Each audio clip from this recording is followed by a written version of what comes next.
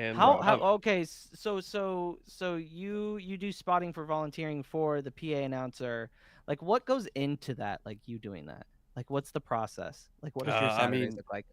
Saturdays for the most part is pretty casual for us. I mean, we don't go up into the press box until like an hour and a half before. Uh, but I mean, it's like we're all part of like game day operations. So I mean, we have scripts and like a whole like matrix like breakdown quarter by quarter what needs to be read, what's done, and all that kind of stuff. For me, it's rather simple because I'm just with my binoculars and reading out numbers. But for everybody else, it's a lot more chaotic.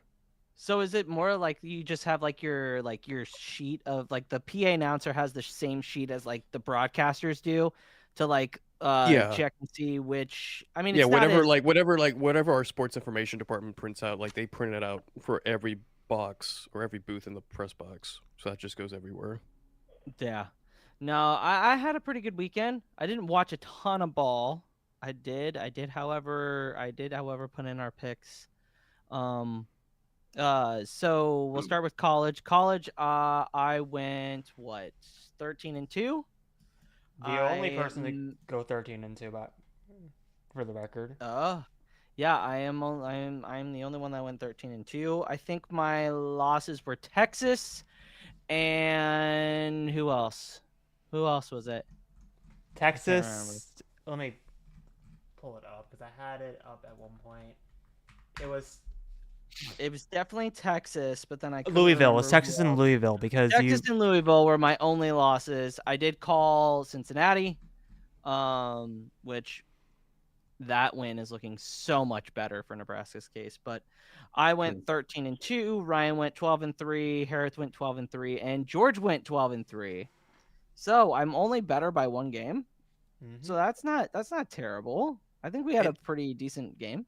And two of my losses came from controversial picks. And I feel like one of them was justified. We can talk about that later. I feel like even though it looked bad towards the end, I think my pick of Vanderbilt was still justified. I wrote it with you, Ryan. Oh, by the way, yeah. We'll talk about Alabama Vanderbilt because I think Diego Pavia needs to just shut the fuck up. Dude, the intro. Why are you practicing a celebration? You're just asking for it, man. Yeah, like, come on. We'll talk about that in a little bit. Hereth actually got to go to an NFL game, so we'll get a little bit into that later. But let's start with UW, insane comeback over Maryland. I watched a little bit of this. I caught the highlights. Maryland had pretty much been dominant towards the beginning of the game, first couple of quarters. And then Washington just figured out ways to win. And that's kind of what you have to do in this Big Ten, in this Big Ten. Hereth, what was kind of like your big reaction to that second half? I mean, the entire game, I guess I should say. So, like I said, I didn't really, because again, with college, I'm always more NFL, so I'm always just kind of routine with the NFL to like turn it on at 10 a.m. and then like get into the flow of things. With college, I'm a little bit slower, so I didn't really turn the game on until, funny enough, George started blowing up the group chat about, I forget which game he was blowing up about, but he started blowing up the group chat, and I was like, okay, I'm gonna get it on. I turned on multi-view, because I'm Xfinity, I'm not YouTube TV, so I couldn't build my own view. So I had whatever the four they threw on, which ended up being the games that we're talking about, which is hilariously enough. Not just because, they were on, it's just because they were the relevant ones. And then I flipped open the laptop, and then that's when it was the second quarter just as ended. And it was 20-0 Maryland over University of Washington. And I was stunned because, like, Jonah Coleman had barely any touches all game. Denzel Boston was just going nowhere. And then DeMont Williams just did not look good. He just didn't look good. And then Washington came out of that second half, and they just came storming immediately back. They obviously started force-feeding the ball to Jonah Coleman, and he just immediately went down the field and just scored. Then Washington's defense clamped up, and then Maryland just started having, I think it just came down to coaching issues, because like I just remember throughout that entire game, like the Maryland coaches were just constantly flipping out, like the defensive coordinator especially, because they were just like, I think Washington just, because I think they said in the game, like Washington has never won a game in the Big Ten since they switched to the conference, flipping time zones. This is their first ever win under Jed Fish, flipping time zones. So I think they just Yeah. came late out of sorts into the game. I think the time zone just didn't hit them yet. Yeah, I think you saw that with another team that we'll kind of talk about. I think the opposite happened to UCLA. But what were your guys' thoughts on UW? I know Ryan, you didn't get to watch much ball. But highlights wise, what did you think of the comeback for Washington? What does that put them in for like hierarchy for Big Ten? Can they be flirty with it, or what are we Well, thinking? I thought Washington was always a pretty region choice aside. I always thought they were pretty good. I mean, because what are they in year 2 or 3 of the Big Ten right now? Year two. 2. So I guess okay. I did get to watch a little bit of the highlights earlier. I trying to remember some of. I mean, it was because I had what was the stats? I might be getting games confused. I 'Cause I did. watched a bunch of highlights today. I did love though because during the broadcast, they kept pointing out a point of emphasis that Maryland has never given up a rushing touchdown this entire season. Oh, And then no, when Jonah oh, Coleman I mean, went in for the win, dude, you could just the way the camera was just panning all over Maryland, and they all just looked so stunned. Like that just gave me so much giddy. I was like, haha, motherfuckers. well, this was like the first game. I know, obviously, this is their first loss, but this was the first game that they actually trailed in. I think Yeah, starting when Yeah, Maryland has been pretty dominant, and now we get them this week, so that should be fun. X in the Big Ten as well. Yeah, their defense is pretty solid, so it's a good win. I'd say it's a good win for Washington. I don't as well. I don't really know that much about Washington. Sorry, but yeah, I mean, like I don't. Last year kind of saw them struggle a little bit, so it's good to see them pull out that win. I thought it was very impressive the way that you see teams give up in that instance, especially with the transfer portal and all that. Like the chemistry just isn't there like it would be in prior years. So it was nice to see a team just stick with it. No, yeah, absolutely, 100%. And then we had Nebraska holding off Michigan State. We still struggle at the tackle position on both sides. Offensive line is bad. Offensive line is not great. I think they'll start to get it figured out, but I think the best part about this game is that we won in 2 out of the 3 phases. We won on defense, we won on special teams, offense every once in a while sputtered, but I feel like if we get the boys going, I think if we play like we did in the fourth quarter, through all 3 phases, through the 4 quarters of a game, Nebraska's going to be a tough out. It's going to be a tough out against a lot of teams, and that's just not me saying that from being a Husker fan. But Dylan looked okay. There were times where he held the ball a little too long. But I think the biggest thing for me is that the defensive line didn't look bad. They didn't rush the ball very well. Yes, did the defense give up their first passing touchdown of the year? Absolutely. But they still are one of the one of the best, if not the best, passing defense in the entire country. I want to kind of get a perspective from Hereth and Ryan, and then I'll kind of go to George. What were your guys' take on Nebraska, Michigan State? What do you think the outlook is for both teams coming in? Because, I mean, they're both kind of similarly like built. Younger quarterback kind of dealing with it, and then having a semi-defense that can win you games. Trying to remember what I said last week. I think I wasn't impressed with Michigan State based off their schedule and the performance. Watching the highlights and I mean how close it was. I mean, I was actually they proved me wrong. I feel like they were a much more competitive team than their first 3 games let on. Yeah, for sure. And I think the other thing is that Nebraska, at least looking at it from our standpoint, this is a game 4 years, 5 years, even the last 15 years, we find a way to lose that game. 9 times out of 10. Look at UCLA last year. That's the same type of vibe last year, and we blew that game. And I think that Matt Rule, and this will kind of go into our next conversation with Penn State, Matt Rule has really done a good job with getting guys up and ready to go. And what they're if they can get that offensive line figured out, I think they'll be fine. Hereth, what are your thoughts? No, I honestly agree with Ryan. Like, honestly, going into the game, I wasn't really impressed with Michigan State overall. And like I said, I came into it late. I came in as right as Nebraska was starting to pull ahead and like really go up by 2 scores. Like, I think I was jokingly jockeying you because Michigan State were starting to get a little bit of a comeback going.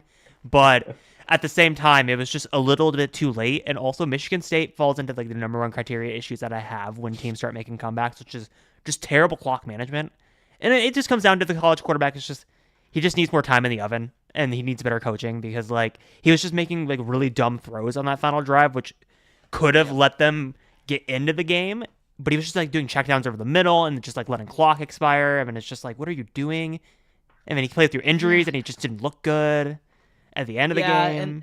And I mean his star receiver and him were kind of going back at it back and forth, and then they kind of were like, "Hey, I've got you," kind of like that. But Childs was a decent player. I think he could have given Nebraska a lot more of a headache, especially looking at some of the quarterbacks we're going to end up facing in the next couple of weeks.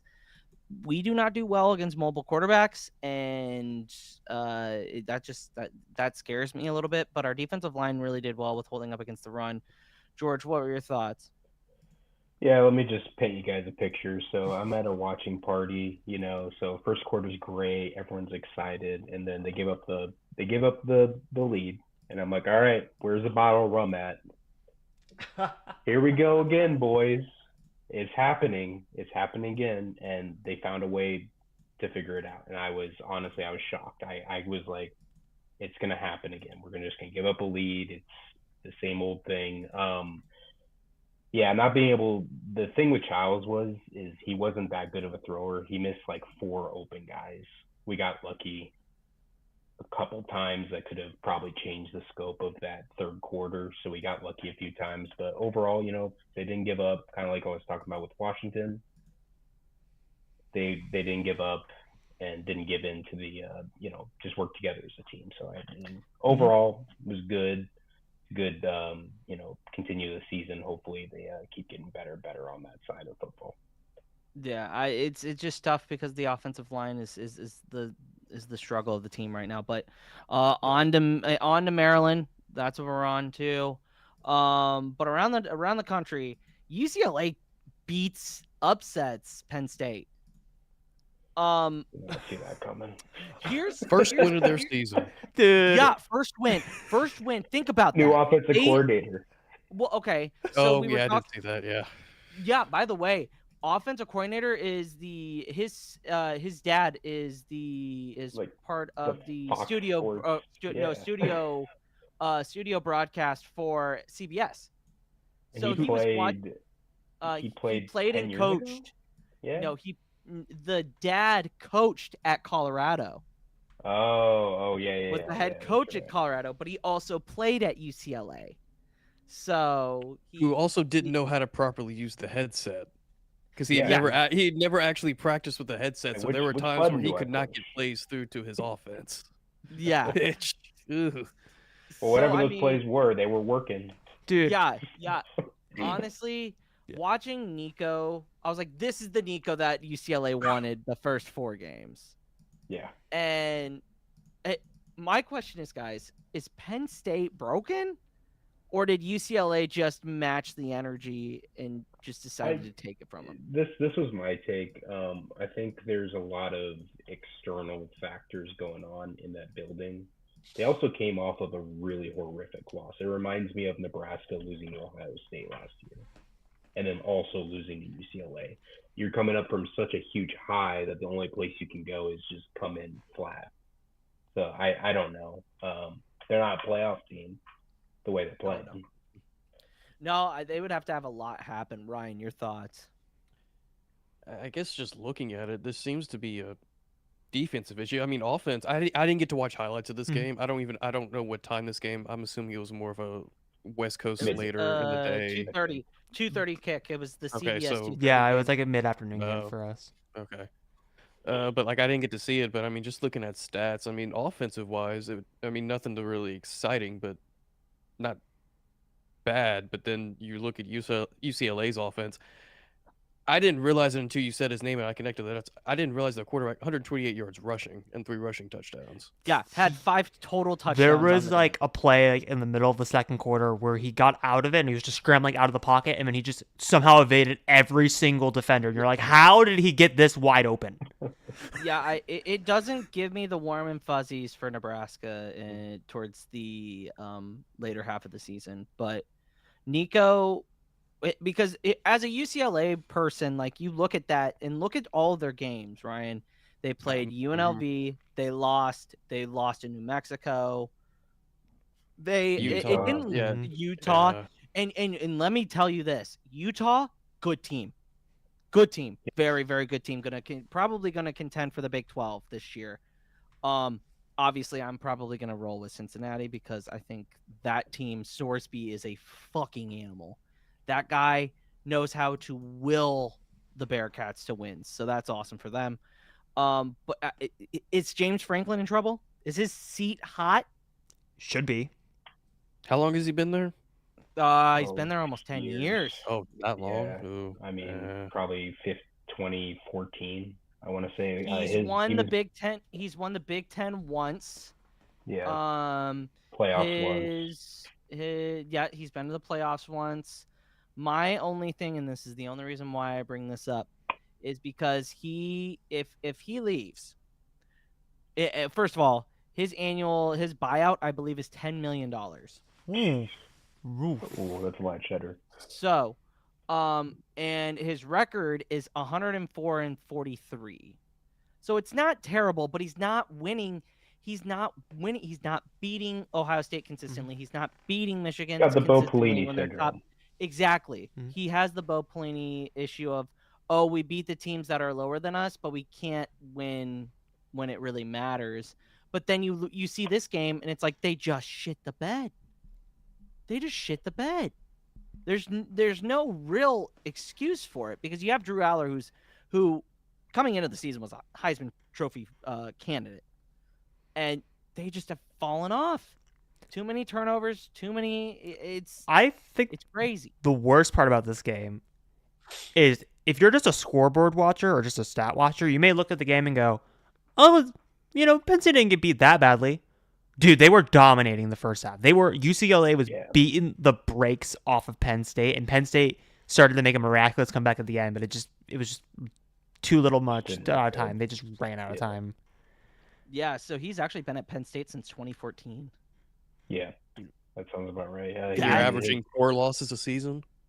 Yeah, he came in after Bill O'Brien, I believe. Here's the thing about if you lose Penn State's head coach, because I feel like, again, I'm coming at it from an NFL fan point of view, not a college fan first point of view. Penn State has always, to me, been like linebacker you. Like, if you want to be an amazing linebacker, you go to Penn State. If you get rid of him as a head coach, do you lose amazing linebacker development and prospects? No. It depends. I don't know. I think it depends. It's the same thing that happened to Nebraska when they dropped Bo Pelini. Who you hire, right? What culture that person brings in. Like now Penn State's a bigger market. It's on the East Coast.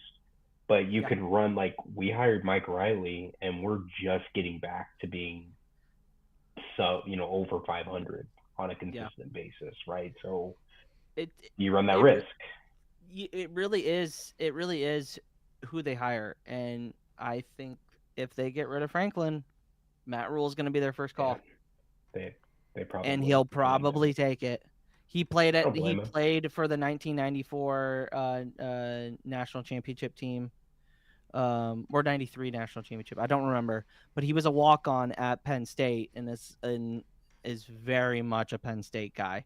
So I mean, I hope they keep Franklin as long as forever because I really do like Rule. I think that what he can do for Nebraska is huge. But that was one of the biggest upsets of the day was watching UCLA just completely dismantle Penn State and make them look like fools. The other one was everybody. I think did we all have Texas? Yes, against Florida. Yeah, we did. Man, everyone did we look in the like country. A bunch of fucking idiots. The crazy thing is, if I remember correctly on the podcast, because remember I had to edit it and like get it up quickly. We were all kind of like thinking that George was like the one that was like Florida looks like a Division II team, but I know like Ryan and I were kind of like talking like when Florida is losing the way that Florida is losing, you kind of have like this kind of get right game and like use it as a measuring stick. And we thought that that could be a possibility that we could take Florida over Texas, but we were just like, no, we're gonna play it safe. So I think we all just went Texas just out of safety. Yeah. Because it was a 50-50 chance. Like, it goes back to what Ryan was talking about with the Chiefs Jags. It was either Texas was just going to dominate and blow the doors open, or Florida was going to coastally come back and win that game. And I mean, Ryan, looking at the highlights and also like looking at the stat sheet, like when do you unhook the wagon from Arch Manning? Like, you can't. You literally can't. So I guess this was also an afternoon game, wasn't it? Mhm. I forget. Yeah. So All the games we're talking about were pretty much yeah. on at the same time. So I was reading y'all's text messages. I was trying to pull up the game on a TV in the box next door to us before people started showing up, just so I could watch a little bit of it, but I couldn't find it. But based off of like y'all's comments about Arch, I was like, oh man, he must be really shit in the bed. There was some, like, yeah, in the highlights at least that I saw, yeah, there were some missed throws. Yeah, he had a couple interceptions, but I didn't think it was necessarily On him. on him. It definitely seemed more of a defensive thing of just really just blowing Yeah. it. Well, that's the Yeah, I mean- story, right? They're gonna blame it on Arch. Well, because The like media will. from like obviously again, like I said, I was jumping around with multiple games at once, so like I was just glancing up and down at the game. From multiple points at Arch, he missed like 2 or 3 60+ yard touchdowns, which the person was like wide open and no one was around them. And then there was like 3 interceptions in the game where he just threw it straight into double coverage, and you're just like, what the hell were you reading? Mhm. Like, he wasn't even Well- like open by like college or NFL standards. It's like, I get giving your guy a chance, but it's just like at that point when you're trailing or you're just like by a touchdown, at that point it's suicide. It's like, why are you trying to and do the that to other- your team? And the other thing is that they were down 10-0 going into the second quarter. Like, they had to play catch up. They couldn't get the run game going. Mhm. Like, they can't. You're playing from behind. You're playing behind the sticks, and you got to keep up. And we all shit on DJ Lagway, but the man went 21 for 28 for 298 and 2 touchdowns. He had a Yeah. QBR rating of 94.9. Proficient. finally- That man threw 5 interceptions against LSU not even 3 weeks ago. But I also felt like Florida was playing more complimentary football than what they were doing against Oh, LSU. for sure. Yeah, absolutely. Like, if you look at the stat line, they had a guy rush for over 100 yards, had 27 carries. That's how you win in the SEC. You have to be able to establish a run game that will get your passing game open.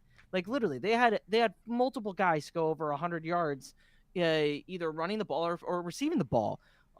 They had Dallas Wilson, who caught 6 balls for 111 yards and 2 touchdowns. Like I said, their running back, Jordan Baugh, had 27 carries, 107 yards to a touchdown, averaged 4 yards a carry.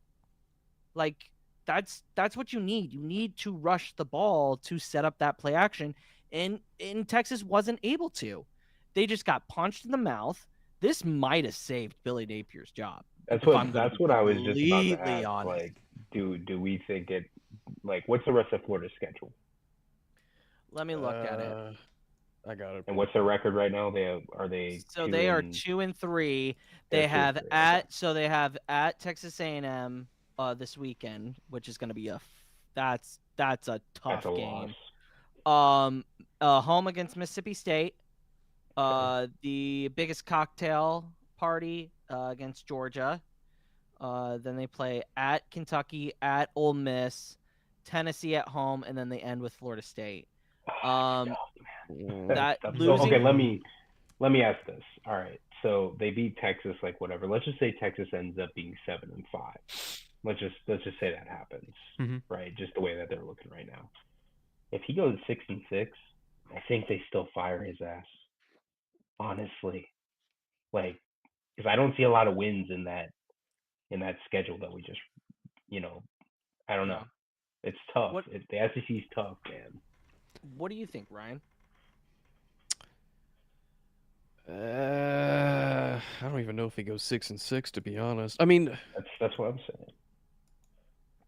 the games against LSU and Miami were still close, but like I'm just trying to I'm trying to look at a scenario where he at least goes 500. I mean, you mean, probably you'd beat have to. Mississippi State, you probably beat Kentucky. Everything else Probably is got to like upset Texas A&M. I could see Texas Well, A&M you might get one upset because out of one of these games. because I can honestly see them next week beating Texas A&M because when you beat a team like Texas and you're riding on that high, that's gonna carry a locker room for a couple weeks. But Good point. I think they steal. I think they win their last two. I think Tennessee is fraudulent. And I think Florida State is very fraudulent. Yeah. I true. think both of those games are probably upset games that they can probably do some damage. And I mean, it all depends on who shows up on defense. Their defense can't give up more than 500 yards a game, or they're not going to win. Mm-hmm. Well, I will, I will say out of this, USF, South Florida looks really good right now. Mm-hmm. Oh yeah, that loss to South Florida looks real good. I mean, their record, they're 4-1. Mm-hmm. Yeah. And they've got a tough dude. I could see game day going to that Memphis game in a couple of weeks. Number 24 in the country, I believe, in the new. Yeah. AP. And Memphis is 23, and they're bowl. I think they're bowl eligible now. Yeah, the deck got Memphis reshuffled is. this week. Yeah, they're the first. They're the first team to be bowl eligible, which is crazy to me, because they had a week 0 game. They played 3 or 4. They played 5 straight weeks. That's crazy. They're on a bye this week, but that's insane. And they play in the American Conference. They could be the group of 5 represented in the college football playoff. They win out. They beat USF. That's more than enough manageable to win that, to go to the college football playoff. But from that Florida, we're going to go to Alabama and Vanderbilt. Diego Pavia just needs to shut up and play ball. Talked all of this shit beginning of the year. Said that they were going to beat Bama, blah, blah, blah. They come out and they get steamrolled. And here's my thing. I'm all for showing off, being like cool guy, whatever. Cool, awesome. But you got to show up and fucking play the game. Mm-hmm. You got to come out and show up. Like Ty Simpson, 23 for 31 for 340, 2 touchdowns. Baller. Fucking, he was insane. Like, here's the other thing. The receiving, like, again, this is where teams win games. Alabama had a rusher that rushed for 136 yards and a touchdown on 22 carries. They had 4 guys go over, 3 guys go over 50 yards receiving. Mm-hmm. Tell me how you're going to be able to stop that. You can't. You're not. Yeah, outscore it. That's the only way. And you can't. And you can't. But here's the thing. Like, obviously, we can't just like hone in on like one performance and like give the Heisman on base of that. But like, to me, Ty Simpson in that game looked like a Heisman. The way that he was like commanding commanding the pocket, commanding the line, commanding his receivers, he was just willing his team to victory. Vanderbilt, like I said, Ryan and I were. If Ty Simpson didn't play like that, our prediction wouldn't have looked that crazy off. Vanderbilt was playing a good game until the second half, but Ty Simpson just was willing his team into existence. Every time that Alabama needed to make a big play, Simpson just stepped up to the plate and made that big play for them. Every single time without failure. Yeah. After the first quarter, I was really, really worried. I was like, oh, here we go. And yeah, I mean, Alabama actually looked like Bama Blitz. Blitz. Ryan, your thoughts on this game? I think I still think I was justified with the Vanderbilt choice. They just fell apart right at the end. Really, I mean, it was the third quarter where Bama started to pull away, but I think they just blew it at the fourth. So I don't necessarily regret picking them. I'm trying to pull up.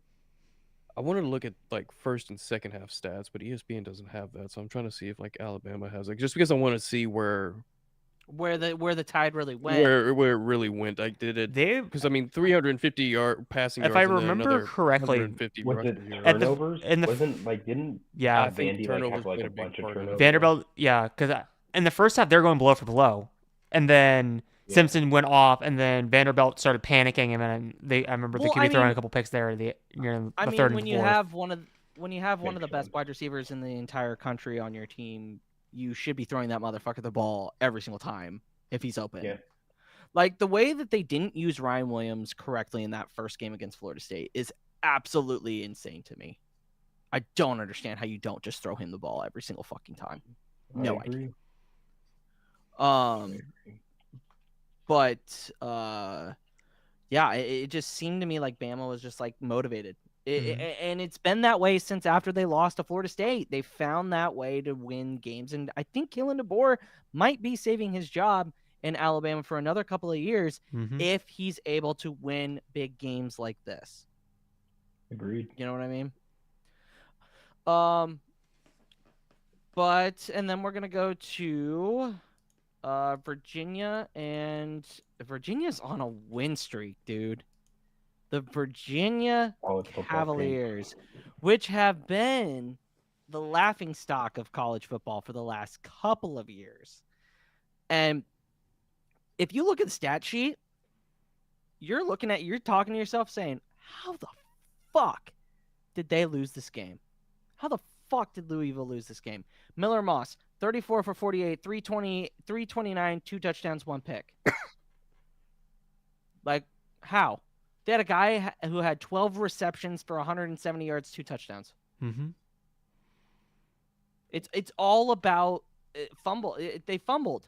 They had 3 fumbles and lost 2 of them. That's how you lose games. Right there is the turnovers. If you turn the ball over, you put the ball on the ground, it's not looking good. They had 3 total turnovers in that game. Virginia had 1.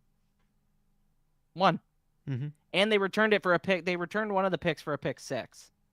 So that's really how you do it right there. I mean, Virginia's going to be an interesting out in the ACC. The rest of their way, they have Washington State. Interesting. They'll beat Washington State. I'm telling you that right now. They'll beat Washington State. That's a weird. Wait, I forgot they were even. Game. Yeah, in the ACC. They were still alive. Yeah. Ryan's like, that's still a team. No, they were even when that they were still thinking too that they were in the ACC. Yeah, I don't remember. Oh no, they're not on the way. They're not on the. They're still in the Pac-2. They're in the Pac-12. They're in the Pac-2 or whatever. Oh, I thought you said I thought you called it a conference game though. It's not a conference game. Oh, maybe I misheard. No, I think I said it wrong. I did say it wrong. They have Washington State at home, at North Carolina, at Cal. Cal is a conference game. Cal is a conference game. That's fucking weird. Last year's game when they played at at Miami traveled to Cal and it was game day. I was like, this just seems wrong. It's just weird. Also, I forgot Stanford's also in the ACC. Stanford honestly, of the games that you listed, I can honestly see them winning the next 2 games. Yeah. Cal is 50-50. I think North Carolina is a dumpster fire and a half. Yeah, can we just jump on the North Carolina 0-12 train? Can we? I bid on that hate bandwagon. We all get it on now. Have you seen the student that has like gone viral at North Carolina? She was like interviewed by like I guess it was like her local like ESPN Plus crew or whatever, and just says, yeah, UNC is something along the lines of like, yeah, North Carolina's sucking. It's pretty bad. It's a pretty bad thing in my life, and I failed midterms. And she's just going. Did you guys see that Hulu or that Hulu documentary? I want to watch that so badly now. Dude, I don't know how you do it. You should have just stayed. All right. That's it for week 6 of college football. Moving to week 7. The first game that we're going to talk about, Nebraska at Maryland. Nebraska's favored by 6.5. Over unders 48.5. Ryan, your pick. What are you feeling? What are you feeling on this game? I think this one. I mean, after watching highlights for both of those games and just kind of looking at where both teams stand, I think it could go either way. I do have Nebraska winning this one though. There you go. Love to see that. Hereth. I feel like I'm going to be the only one. I'm going Maryland money line. Uh-oh, You're redemption. going- Maryland's gonna be you're- redeemed. Look, Maryland Oh. was tough against UW. Yeah, yeah. If they play Nebraska tough, I don't know how they can get out of it. I'm gonna blow the- up your text. My thing is Look, you got to have some money different, okay? I know. minus I minus respect six you so much. minus 6.5. By the way, the Huskers did not cover last week. Good teams win games. Great teams cover. Let me just tell you that right now. I'm gonna take Nebraska money line as well. I'm not touching that spread. I don't feel comfortable with 6.5. If it was 3.5, hammer that all day. 6.5. I knew 11.5, and we talked about this last week. They were an 11.5 point lead, 11.5 point favorite. What'd they win by last week? 11. Mm-hmm. Like, fuck. So I'll take Nebraska money line as well. George, you taking a money line as well? Yeah, I went safe this time. Just I could see it being like a defensive battle, and it's just by a field goal at the last second. But let's go Big Red. Yeah. Now jumping to LSU, Ryan actually gets to talk about a team that he knows really, really well. If you haven't watched at the SEC on Netflix, you need to, because I feel like last year's game is gonna play a whole lot into this game. Ryan, break it down. What are we feeling? It's at LSU. It's a night game in Death Valley. I think this is the start of South Carolina losing their next 5 straight games, and I don't think they even get bowl eligible. I mean, looking at the schedule at LSU, then number 6 Oklahoma, and number 8 Alabama, number 4 Ole Miss, number 5 Texas A&M. Like, it's gonna come down to them getting at least one upset, and then having to beat Coastal and then Clemson. Who the hell is their schedule maker? Jesus Christ. Yeah, that was some rough scheduling right there. Ooh. I gotta go LSU. I'm definitely Dude, Spread? I can yeah, see you're the right. over. I can see You're- the over. 8.5. Dude, and Lenora Sellers is as much as people want to give him shit, he's not bad. He's a good not bad. quarterback. He's not bad, but he started off really, really strong, and then he kind of struggled. He was injured a little bit during those the 2 games that I mean, Missouri. I think Missouri is going to be a decent team. I really like their quarterback. I really, really do. Yeah.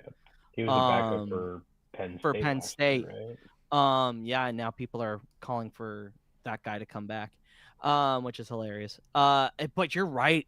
You're right, Ryan. At LSU, home. See, here's the only good thing, though. They get both Oklahoma and Alabama back to back at home, and playing in South Carolina is just as much as an advantage as it is LSU playing at night at home. If you're getting to play at home, sandstorm starts, that crowd has been known to get crazy. We've seen massive upsets in that stadium before. 2009 they beat, or no, 2010 they beat Alabama at home with Steven Garcia. Like, Yeah.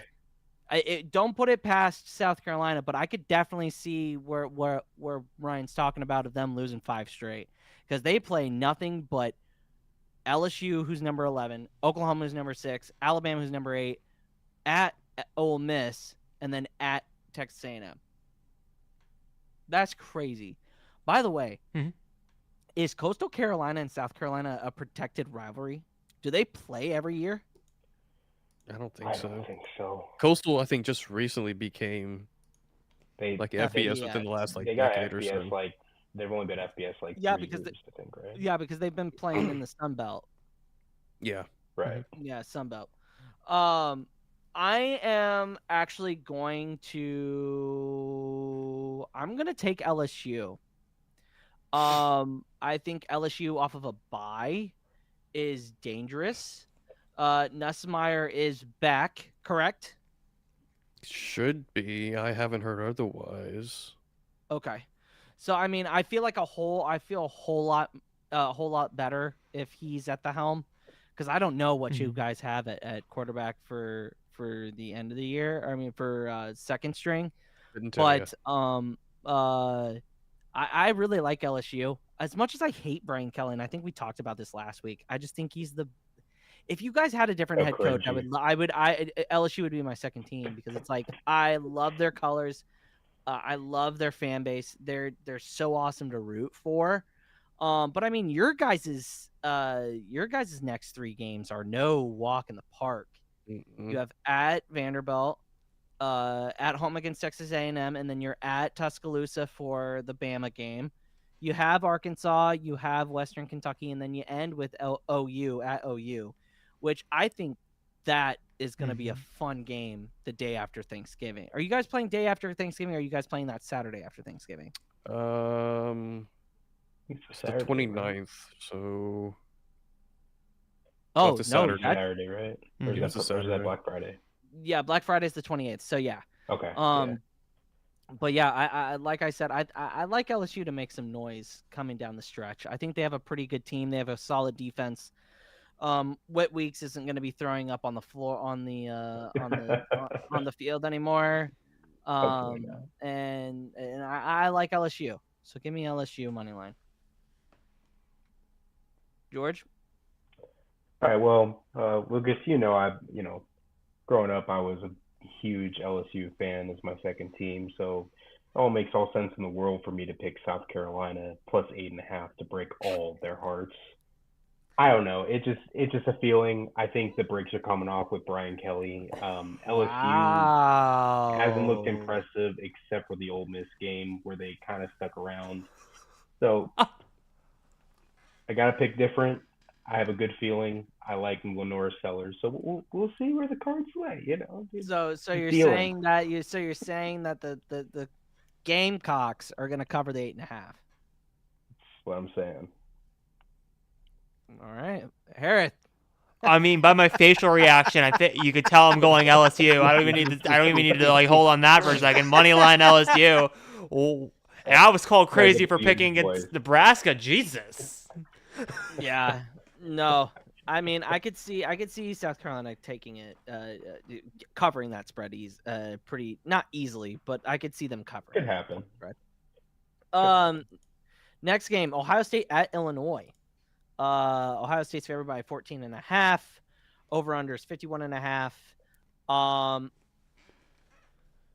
This is a game where Illinois comes out and wins unexpectedly. Yeah, I can see this can be look what they did against USC. Look what Indiana did to them. Yeah, but look, we're talking about Ohio State here. Man. Talking about the number one team. Guys, they're the number one team in the country. Guys, we're talking about Brett Bielema.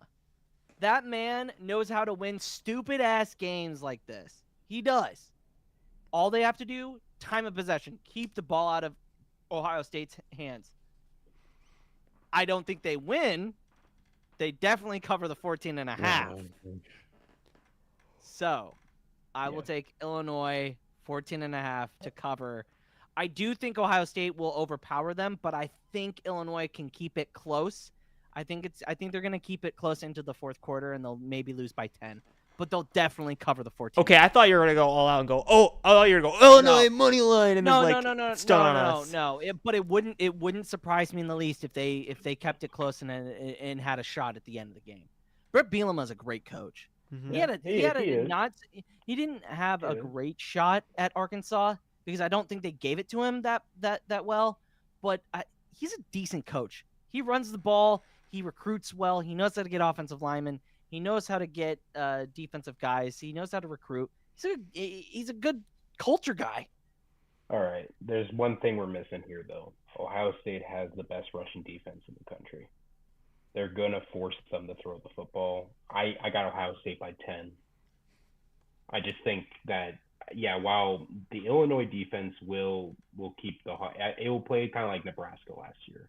They'll hang around for a little bit, but they're not going to be able to score as many touchdowns because that Ohio State defense is still just as good as last year. So I just don't see it personally.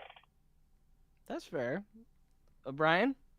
I think Ohio State blows them out. I'm I'm gonna say by like 30. Go, my boy. Like I don't care what they did against USC. That Indiana score. That's a Oh man. you don't recover from that. That sticks with you even. I feel like that's always going to happen now. Now Well, here's a that's guy bound to happen. that knows ball. Nah, he. We'll see. I mean, I was the one that went 13 and 2. Even just beating Purdue by 16 points. Like how is that? That's not impressive. No, it's not impressive, but a win's a win, guys. A win Not is when a you're going win is a against Ohio win. State, man. No. We'll see. Maybe, and Hereth, you can post this and put a fucking clown face over me. Totally fine with that. You can do the But Curb Your Enthusiasm theme as well. Yeah. you know? No, I deadass was actually gonna open with the podcast with that originally, being like the Jaguars are frauds. That's what the original opening of this episode was gonna be. That I didn't have enough time. Okay. I was thinking about it. Hey, you know what? That's gonna be next week's opening. Teams, you gotta admire that. So he always goes full out. So I do respect that, whether you lose Dude, or not. he's my they're my super dog. And then Hereth, you're taking Ohio State.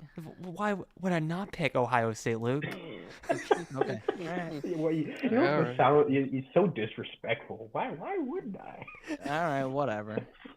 All right, and the final game before we pick our individual games. Indiana at Oregon. Oregon minus 7.5. Over under is 55.5. See, this is the opposite of how I feel. Like, these two games you could flip-flop on for me. Like, I really just want to be like, hey, Kirk Cignetti, go out there and win the game. But then it's like, Dan Lanning's right there, and he's just going to be like, nah, fuck you. We're going to put up 65 points on your sorry-ass defense. It's Indiana, Ohio State from last year. I think so, too. I like Oregon here. But I also like the 55.5, over 55.5. Yeah. I think there's going to be points scored in this game. More or less from Oregon, and then Oregon's going to give up some points to get that to cover the over. So I'll take the over, and I like Oregon money line. Ryan? Is this where game day's at this week? I assume so. Based off the rank. No. Really? Is it? Game day is not at South Carolina? No. They are at. Hold on, let me look. I would have thought number 7 versus number 3. That would be game day. You would think, would but think. remember, Ryan, they're connected to the SEC. ABC, SEC is going to stay. They're going to try to stay with their A&M? Oh, maybe. Oh no! Wait, no, they are there. Sorry, I was about to Okay, say, I was gonna say, like, it's a tough never 10 mind. matchup, man. They are there. Okay, good. Oregon, yeah. So Oregon and Indiana, game day will be there. That's gonna be an early start time for them, like Yeah. 6 a.m. For Oregon, ooh. Yeah, That 6 is a.m. super start early. for game day. The game starts at 2:30, or 3:30 East Coast time. But yeah, Ryan, your pick. Yeah, I picked Oregon. I'll go Oregon money line. I do think it would be kind of like Nebraska, Maryland. It can go either way. But I think the safe bet is Oregon. George? Yeah, I got Oregon by I think they're gonna win by 2 touchdowns easily. So give me minus 7.5. Hereth, are you gonna choose the rival, or are you gonna choose the Hoosiers? Man, God. This one's tough. Because my heart is telling me, go Indiana, fuck Oregon. My brain is going, pick Oregon. What are you doing? So I'm going to go with my brain. I'm going to pick Oregon. If somehow, I don't think anyone from Indiana is watching this, you could put clown faces all over us if they somehow pull off the miracle. I doubt that. Yeah, Kirk Cignetti's he's not had a big track record. Because I was looking at Indiana's wins. They're not beating anybody impressive yet. No, not really. The one game that I want to talk about that's not on the slate, Mizzou at Alabama. I believe. Why is that playing? So Bama is favored 5.5 over. No, wait, no. Spread's 2.5. I'm taking Missouri to cover this spread. And they might just outright win this fucking game. It's homecoming. It's gonna end up being it's a noon game. Alabama has struggled at noon. They have a hard time getting up. The last time that Bama and Missouri played, Bama kept in all of their starters throughout the entire game. Eli Drinkwitz doesn't like that type of shit, so then he's going to try to get that right. They have Hardy, who is one of, if not the best running back in the country. I like Missouri plus 2.5 here, and my brother-in-law and sister are season ticket holders, so they will be at that game. All right, Ryan, what's an obscure game that you're looking at that might be fun? I don't know if I call it obscure. I picked Oklahoma, Texas. I made my decision before I watched the Texas highlights based off of the group chat that was going on this past weekend. So I picked Oklahoma. I'm still going to pick Oklahoma. Surprisingly, though, Texas is a 1.5 point favorite. Yeah, it's a pick'em game. It's pretty much a pick'em game. I was gonna say the money line for both teams are minus 110. So you ain't making money off this game. It's always close though. And I'm pretty sure John Mateer might try to play. I heard if he plays, that's going to be a dangerous game. But here's the thing with the Red River rivalry. This game is always fucking insane. It's always high scoring. Also say that 5 times fast. Red River rivalry, Red River rivalry, Red River rivalry, Red River rivalry, Red River rivalry. Just kidding. Fuck you.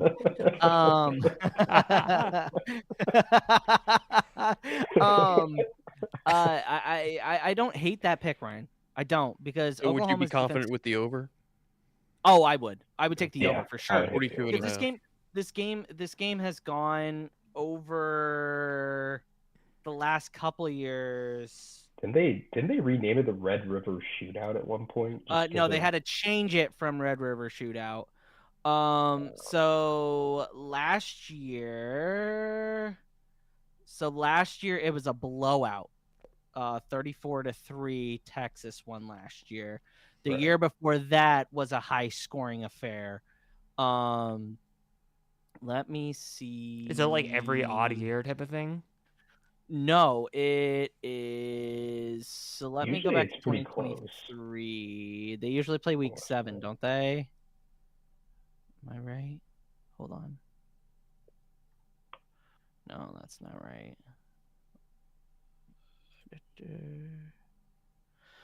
Oh, yeah, okay. So in 2023, it was 34-30. It was the Quinn Ewers 364 yards. They threw all over the yard. Casey Thompson was also part of that game as well. Former Nebraska. No, Dylan Gabriel was part of that game. He threw for 385 or 285. That was a high scoring game in 23. And then last year was the blowout. The last couple of years have been pretty close, minus last year, I guess you could say. But it's usually very, very high scoring. I could see the over definitely hitting there as well. But yeah, George, what's your obscure game? Yeah, so a team that no one's really talking about that's actually a really solid football team is Texas Tech. They're currently 5-0, number 9 team in the country. They're playing Kansas, and they're favored by 14.5.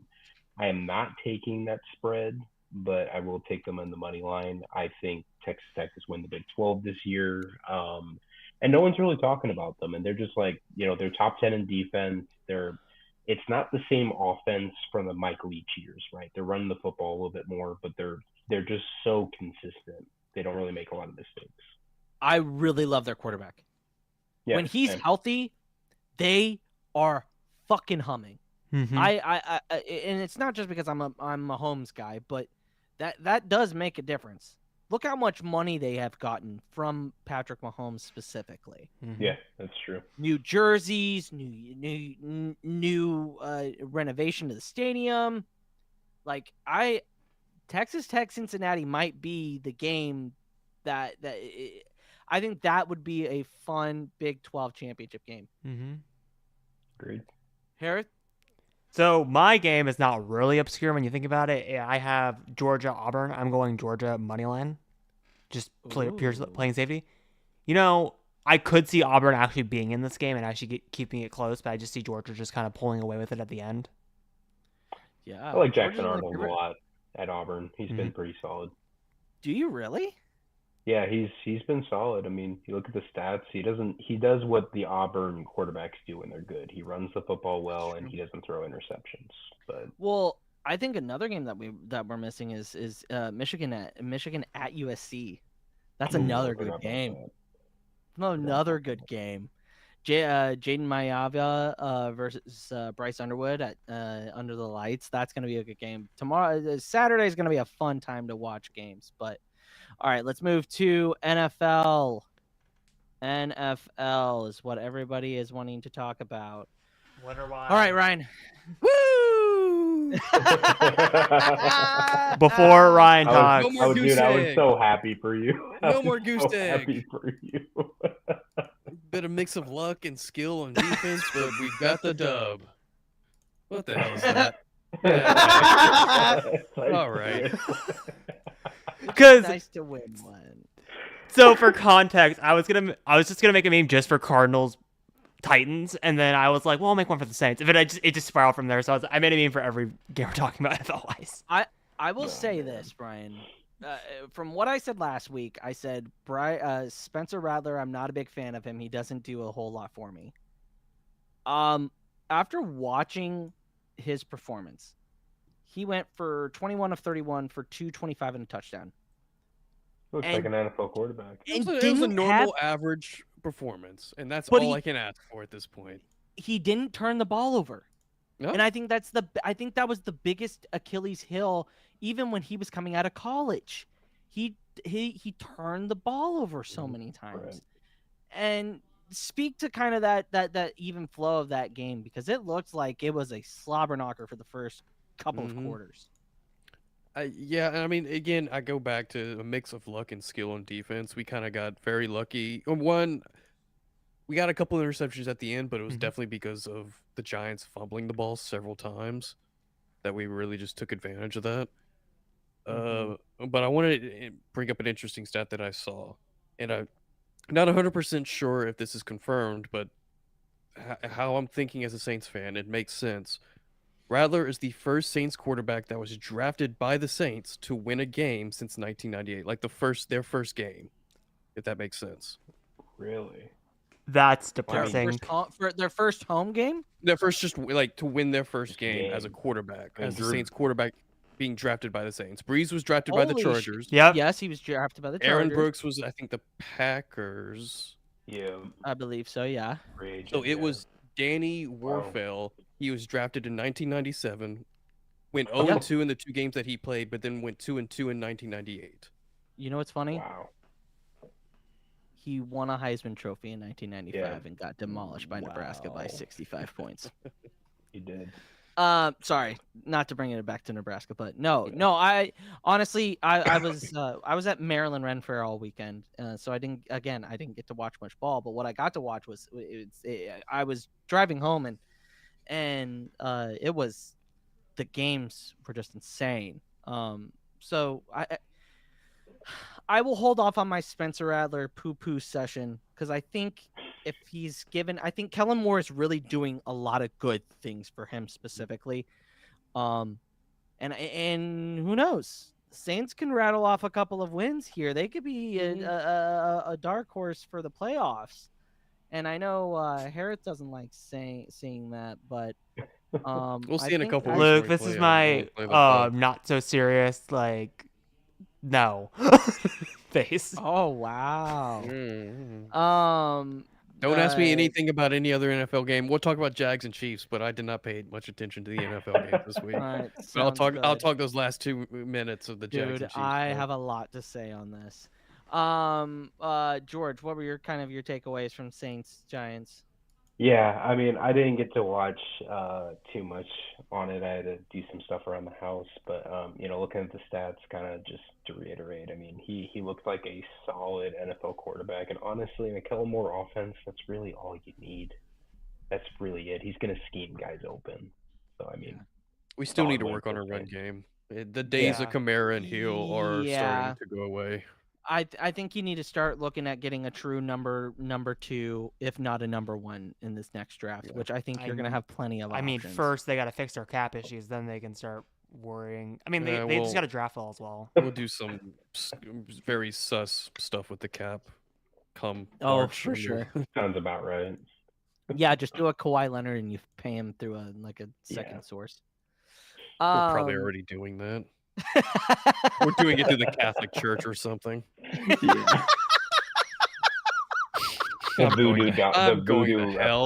pray to the voodoo gods. Oh, Ryan, you think you're going to hell? Oh, just wait till what I have to say. Oh no, that's a segue. All right. Do we want to get to my game or do we want to talk a little bit Bucks? No, Luke, Let's you talk get to about the sit. Bucs first. Yeah, you get to sit. All We're right. in chronological All right. order. All right. Jags beat the Chiefs. Woo! Wait, I thought we were going in Alright, chronological order, you asshole. What? We were like, look, I thought we were going in like order of the premature events of how they woo. happened for our favorite teams, not just jumping straight to the Chiefs. Well, I thought you said no. Go ahead. All right, fine. Bucks win. Aw. Yeah. Hereth, honestly, this was what, your second or third NFL game that you had gone to?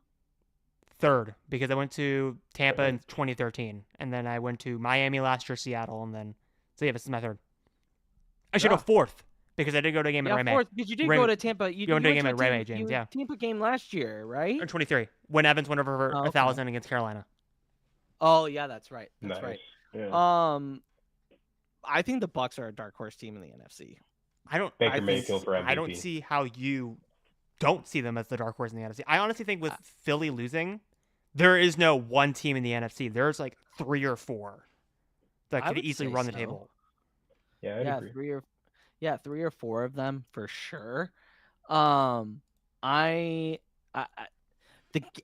game must have been exciting to be at because there were just points scored tremendously in the second half. No, that's what I was saying. So like before the game, I know on the podcast we were like, oh, low defensive scoring game, but the second I saw that Devin Witherspoon was out and that Jamel Dean was out, I knew it was gonna flip the other direction. I knew because I was like, Tampa being out their 2 starting corners because we also had Benjamin Morrison out for the game, and then Seattle Yeah. only had Reek Woolen, and Reek Woolen was not playing well for Seattle. So I was like, Emeka Ibuka is gonna go off, and then I realized, wait, we have Jamel Dean out. JSN is going to go off. So I knew immediately going into the game it was going to be high scoring. Mm-hmm. And I was just ready to embrace the chaos. And, like, honestly, because, like I said, from what I've heard, because I've had a bunch of people go to Seahawks games over the years, I was kind of 50-50. I was like, the crowd is either going to be really fun or they're going to be really terrible. Because I've had it both experiences in Seattle. Honestly, that crowd was fucking fun. That was some of the most fun I've had at a Seattle game ever. The entire section, we were like positively just jocking each other the entire game because I was in 105. So I was actually with, funny enough, so like the first 2 rows were like Buccaneers family members. And then towards the back where I was, were just a bunch of Bucs fans and then a bunch of Seahawks fans. And the people behind me was, funny enough, a split couple. Boyfriend was a Seahawks fan, girlfriend was a Buccaneers fan. And they were hilarious the entire game because instead of like being mad and just being pissed off whenever the other team would score, they were just positively like shit talking each other. So like the Seahawks would make a terrible mistake, goes, that's fucking terrible, but we're gonna win this game. We're still gonna win, and they were just doing that the entire game.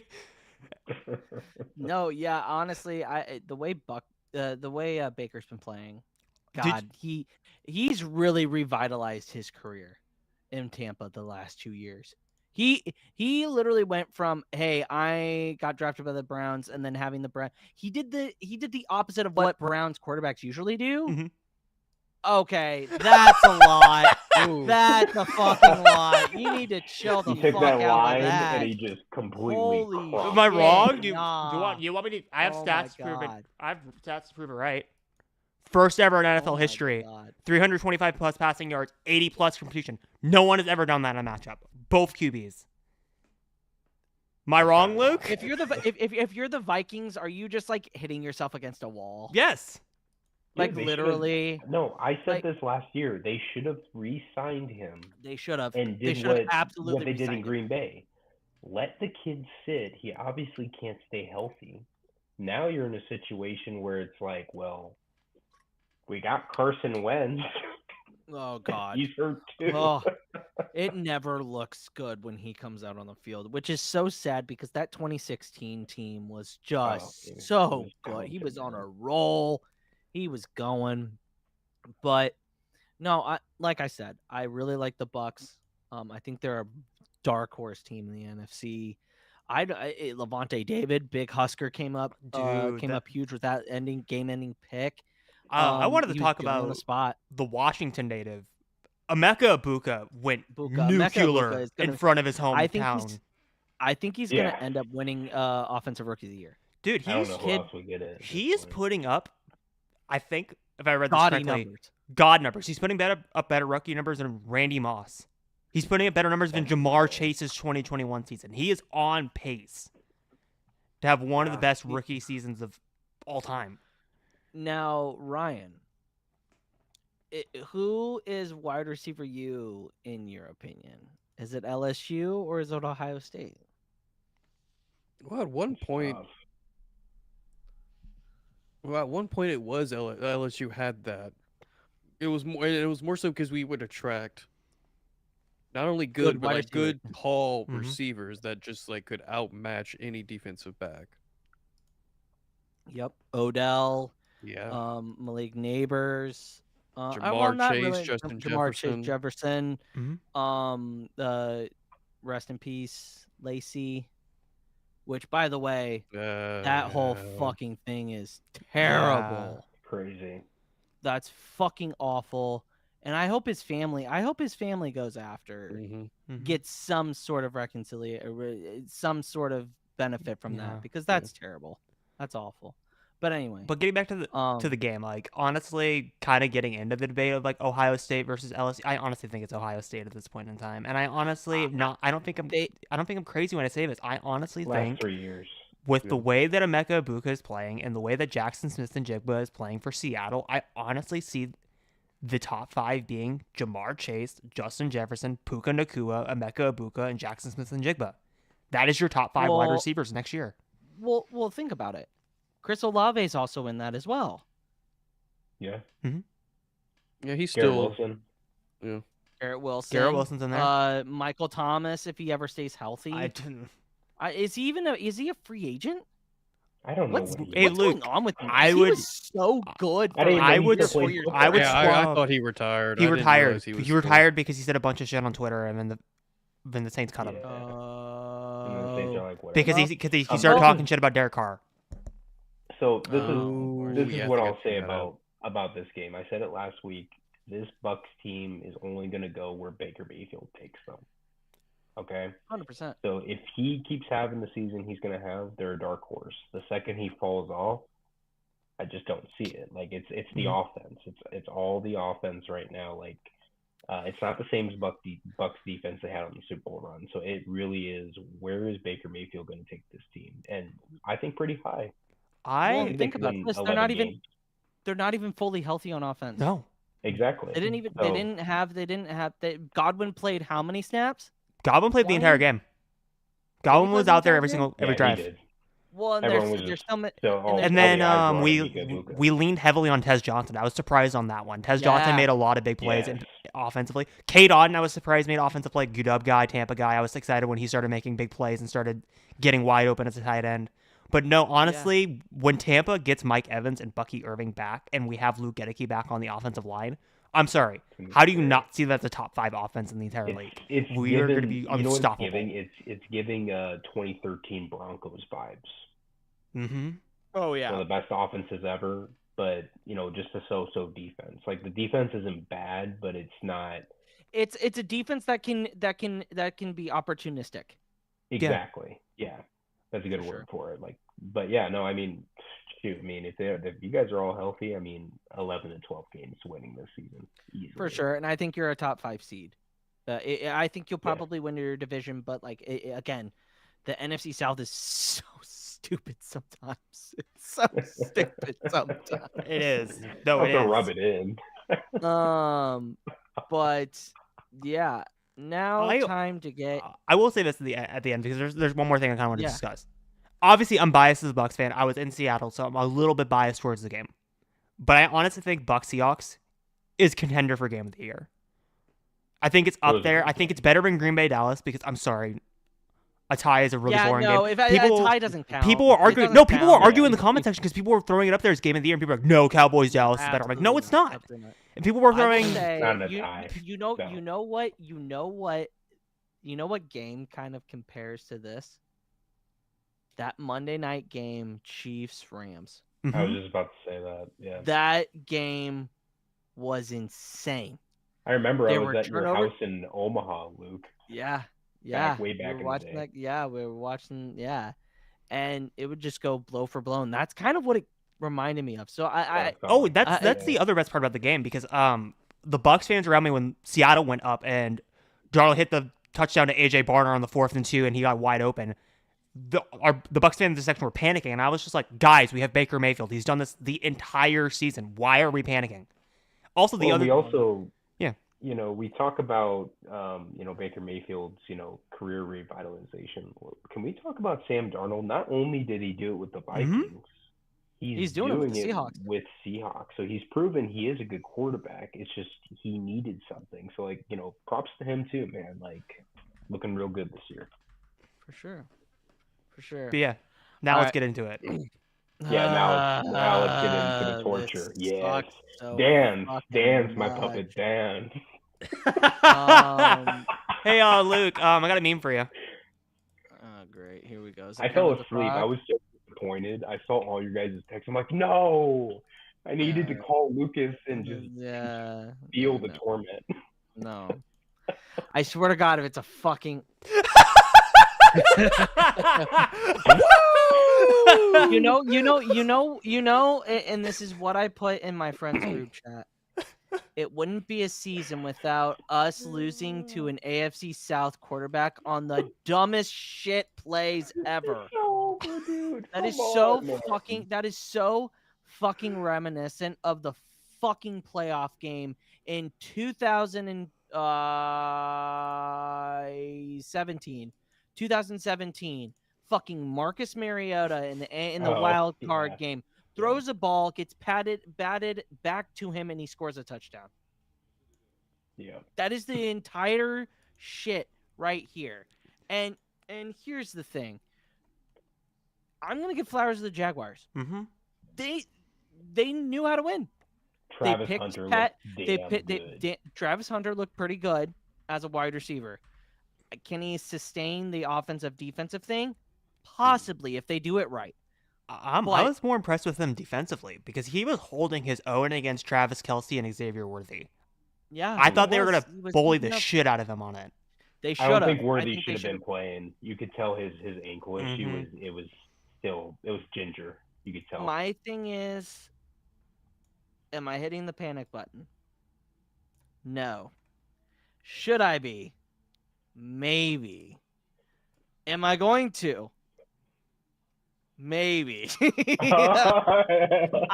My thing is here, Pat. Like the offense is getting better and better and better. They hadn't scored a first quarter touchdown all year. Mm-hmm. Did it this game. The stupid penalties. You had 3 opportunities to turn the ball over, and you get called for not looking back at the ball and face guarding. Mm-hmm. Turn around. That's an interception. Pat, throw the fucking ball to the right player. Don't get me started on fucking Harrison Butker. That motherfucker kicks the ball out of bounds with 4 minutes left in the fucking game. We had just gone down, scored. All he needed to do was put the ball in fucking play. And what does that ass do? He fucking kicks it out of bounds. He pulled the Cardinal against Seattle. How the fuck do you do that, man? And he has missed multiple kicks this year. Also, not just... during the Super Bowl run that we have been on, Harrison Butker has been nothing but solid. The last year and a half, he's gotten more and more fucking shit off the field that is becoming... You think that Travis Kelce and all of his stuff is a distraction? No. There was a point where he said something and the entire locker room turned on him.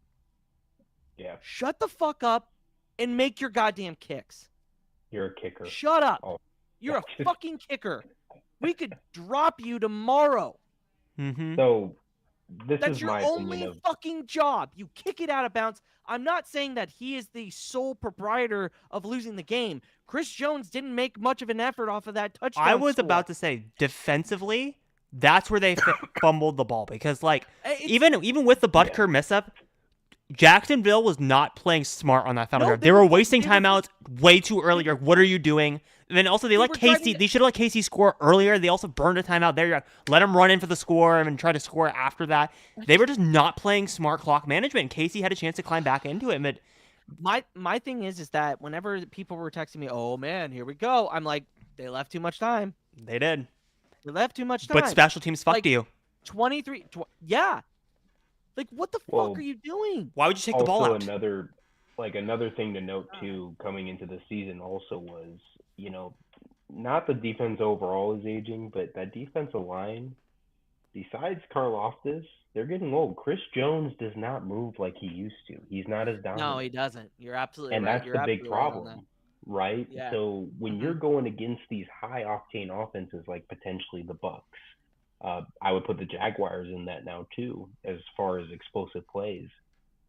They couldn't keep up, and you could tell that defensive line, they were not getting back there. Trevor Lawrence had so much time in that second half, based on the highlights I was watching. My thing is that Veach has to make a move before the trade deadline.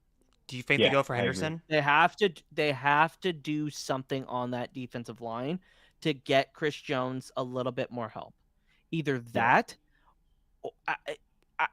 Secondary-wise, they're fine. They're fine. Yeah, secondary is solid. Yeah. Watson is a liability. Watson is a liability, and so is Connor. Trent McDuffie guy's a fucking solid. Always been a dog. Every single fucking year, dude. Not just because he played for UW. He's so good at covering the ball. He just. And then Pat goes on and says, oh, yeah, we've lost too many games. No fucking shit, we've lost too many games. We didn't lose our third game until the fucking Super Bowl last year. Yeah, Pat doesn't care. He's getting paid a lot of money. Pat is just saying conference shit. He's just going to say whatever he's going to say to the media. No, but here's the thing. He needs to keep the team together. Here's the thing. Everything is still in front of them. Everything is still in front of them. 3 losses is not going to take you out of even the playoffs. What did I say last week? I don't have any faith in the Chargers.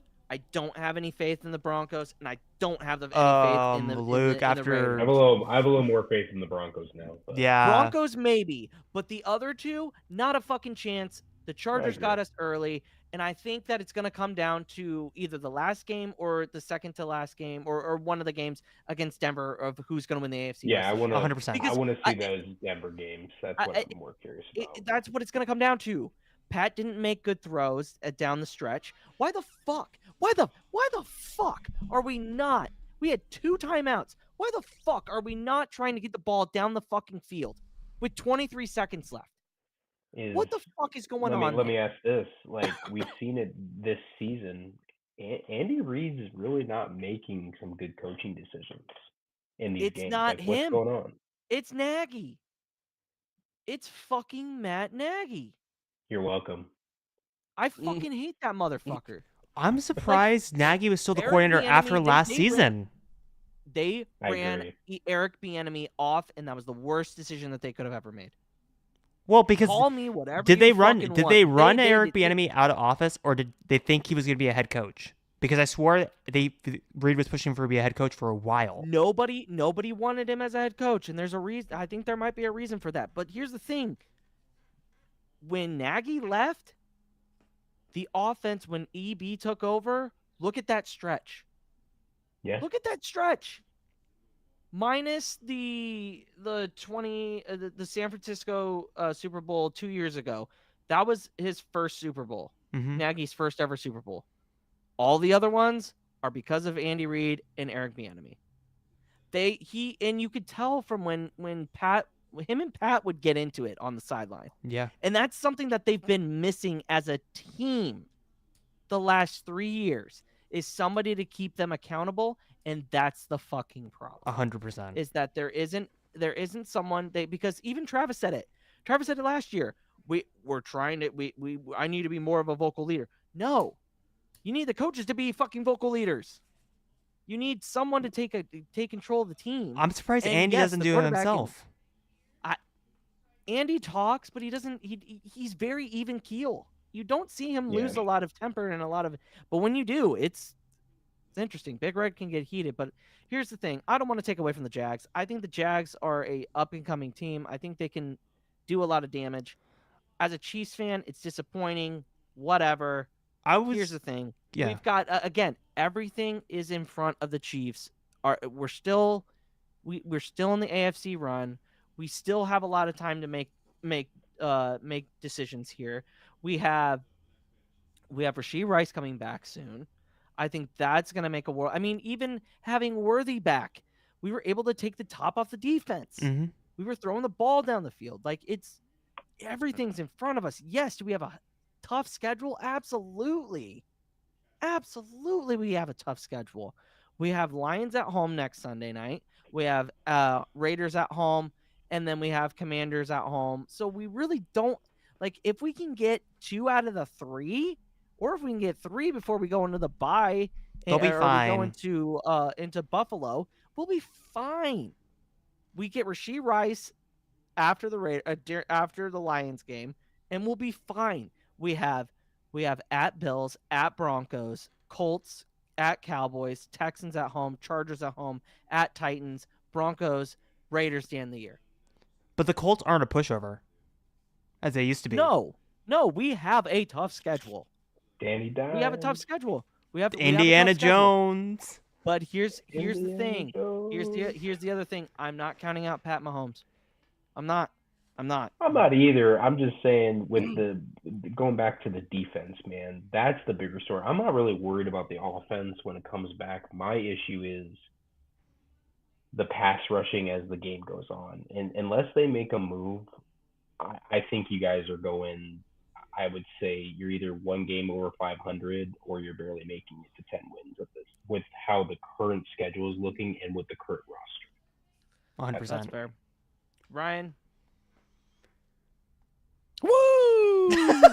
Woo! Thanks, Ryan. Hey, I'm a Bears fan. I have to have something to be excited about, man. Come on. But, I'm excited. This is just nice icing on top of the cake. yeah, icing on the. Yeah, and then my fucking Cubs lose, and goddamn. But my wait, God. look, wait. I gotta ask you. Wait, I was gonna save this. I was saving this for the Last night was podcast. Fucking torture. Wait, hold up. I've noticed this pattern. Every single time Nebraska wins, doesn't the Chiefs usually lose? Damn. I've noticed this pattern. Shut the fuck up, Hereth. You gotta Shut pick up, one of the Hereth. teams. I don't. Am I wrong? Am I wrong, Luke? I would take the Huskers. I would take the Huskers because I've been in such fucking hell in college football. But, yeah, no, I'd take the Huskers every day of the week. Yeah. I love the Chiefs, but I've seen them win so many Super Bowls that it's almost kind of like I want to feel pain, but not the pain of the Husker pain. What? That's Imagine that, You Luke. don't want to feel the Chicago pain. Trust me. Fuck you. I don't want. Don't put that goddamn juju on me. Do you want the 2010 Buccaneers pain? Because we can give you that. I don't want that. I don't want any of that. Why don't you relieve me? I can give you like pain, 40 buddy? years of the Saints. Ooh, Arch Manning being the last. Nope, Drew Brees was there. Sorry, I almost said the last true quarterback. but no, that's not right. But anyway. That's true. All right. Thursday night, 49ers upset the Rams at OT, and holy shit, that was a great Yeah, game. we did. Yeah, all of our picks on that game looked terrible. You say all 4 of these games we're about to talk about, these are all upsets that I did not pick correctly, so. No. The 49ers just looked like they were ready to go. I mean, that game. They're just a good team, man. They just figure out how to win. What is this? Matt Stafford. Oh, Jesus Christ. Wow. It looks like he's afraid to Matt, throw the ball. okay. Here's the thing, though. Is he really that bad? No, he played out of his mind, but it's just funny. No. How many in all bananas seriousness, does this is Mac man Jones eat? A lot. Is Mac Jones really that bad, or was he just not drafted to the right team? Yeah, it's like Sam Darnold, right? Like, we won't know until we see these guys in an offense that actually makes sense for their skill set, right? Like, it's, I don't know. He could be a decent quarterback, so we'll see. Ryan, your thoughts on this Rams 49ers game? As I said earlier, I only watched like 2 games this weekend, so like. Woo! That's just from here on out. When you cut to me, I'm just gonna go there, and then we cut back. How about that? Let's just get the meme going and streamline this. Hereth. Oh, can we No just thoughts? talk about the clock management at the end of the game and what the Oh, hell the Rams were doing? Oh God! How do you call that fucking play at the end in overtime? All right, 4th and 1. I don't disagree with the decision to go for it. You got to go. But what the? No, but you gotta. Why would you run into the right? Keep the ball in Stafford's hands. I was thinking. I agree with what you were saying. Play action bootleg, get Stafford out of the pocket, maybe get him open to Puka Nacua or Devontae Adams. He was slinging the fucking ball. He threw for almost 354 yards, man. The guy was like on fire.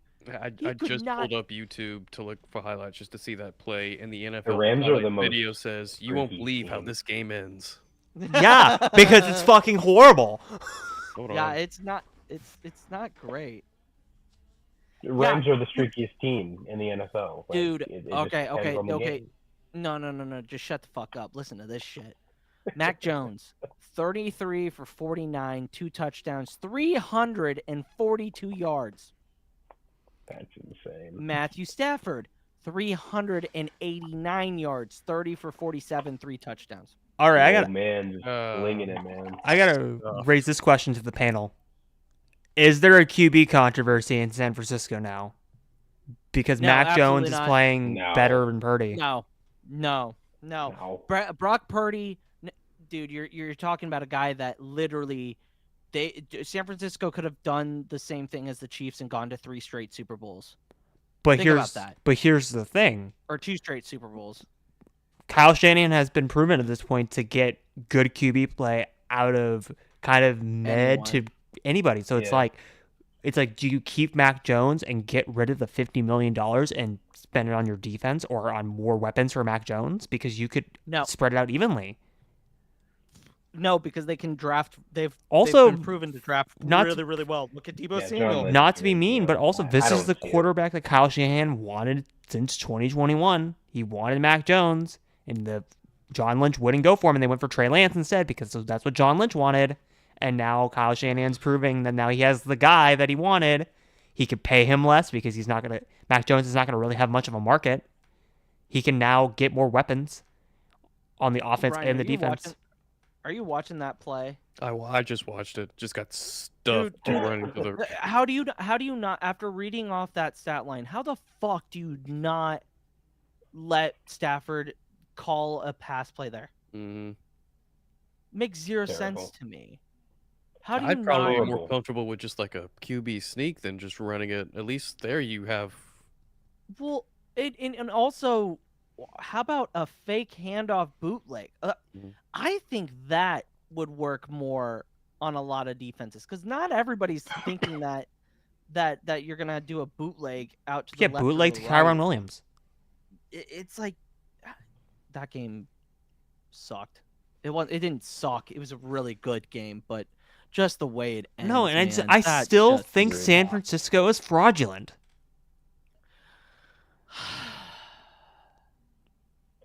It hard to say. Oh, It- well, I'll be cocky when I say this. Oh no. After the Bucs game, we'll wait. We'll wait and see. All right, we'll see. Okay. All right.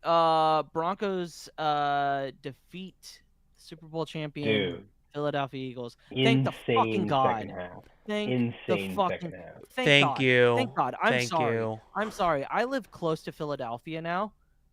All I hear is that. All I hear Yeah. is that. Jalen Hurts is a good quarterback, but my fucking God, how do you not give AJ Brown the fucking ball? Actually, I have a better one. How do you only give the ball to Saquon Barkley 10 times? Yeah, that stat line was insane.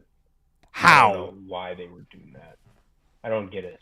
I also was reading an interesting stat line that so last year when Saquon went to the Eagles, NFL defensive coordinators particularly were playing man defense against the Eagles because they were so scared of Saquon Barkley. That's how Devontae Smith and AJ Brown were getting so consistently open. So that's how Dallas Goedert was getting such great matchups. This year, NFL defenses are playing 70% zone against the Eagles. Absolutely, because they're begging him to fucking throw the ball. Mm-hmm. They're begging him. He was 23 for 28 for 2 touchdowns. Did he throw the ball all right? Yes, absolutely 100%. But he wasn't getting it to AJ Brown. He was getting it to Devontae Smith. All of that. But here's the thing, man. You have Saquon Barkley. You got to set up the fucking run game, dude. And and here's the thing. Bo Nix is playing out of his mind. Sean Payton's probably going to end up being he's probably going to end up getting coach of the year. If they make the playoffs or even win the division this year, he's going to be up there for a lot of awards. Bo Nix is a good quarterback. 24, 39, touchdown. Here's the difference, and this is the thing that I've been talking about even in college. You have to have a steady run game. You have to be balanced. You have to have a guy that's going to go over 75 or 80 yards to even win games, man. Mm-hmm. That's how this works. It's the NFL. You got to be able to. You can't be pass happy. As much as we see, as much as I see the Chiefs throw the ball around all over the place, the reason they lost that game is because they still can't run the fucking ball. Yeah, it's happening when your quarterback's your leading rusher. Yeah, hate Yeah. that. Absolutely fucking hate that. But Broncos, they look good. Wait, I gotta good. hit. I'm sorry, Line, I'm gonna dude. cringe when I say this. Broncos country, let's ride. Oh God, that is. Let's ride. Let's ride. That... I will say on a serious note, that Broncos defensive line is very underrated. They got to Jalen Hurts and they ran him down Yeah. a bunch of times. So watch out Yeah. for that too in that Broncos it's gonna- Chiefs game. Also, that secondary gonna is be, still incredible. Surtain's Pat real Surtain good. is fucking. He's a dog. Then the most crazy win of Sunday: Titans 22, Arizona Cardinals 21. The fucking Titans scored 16 straight unanswered points in the fourth quarter.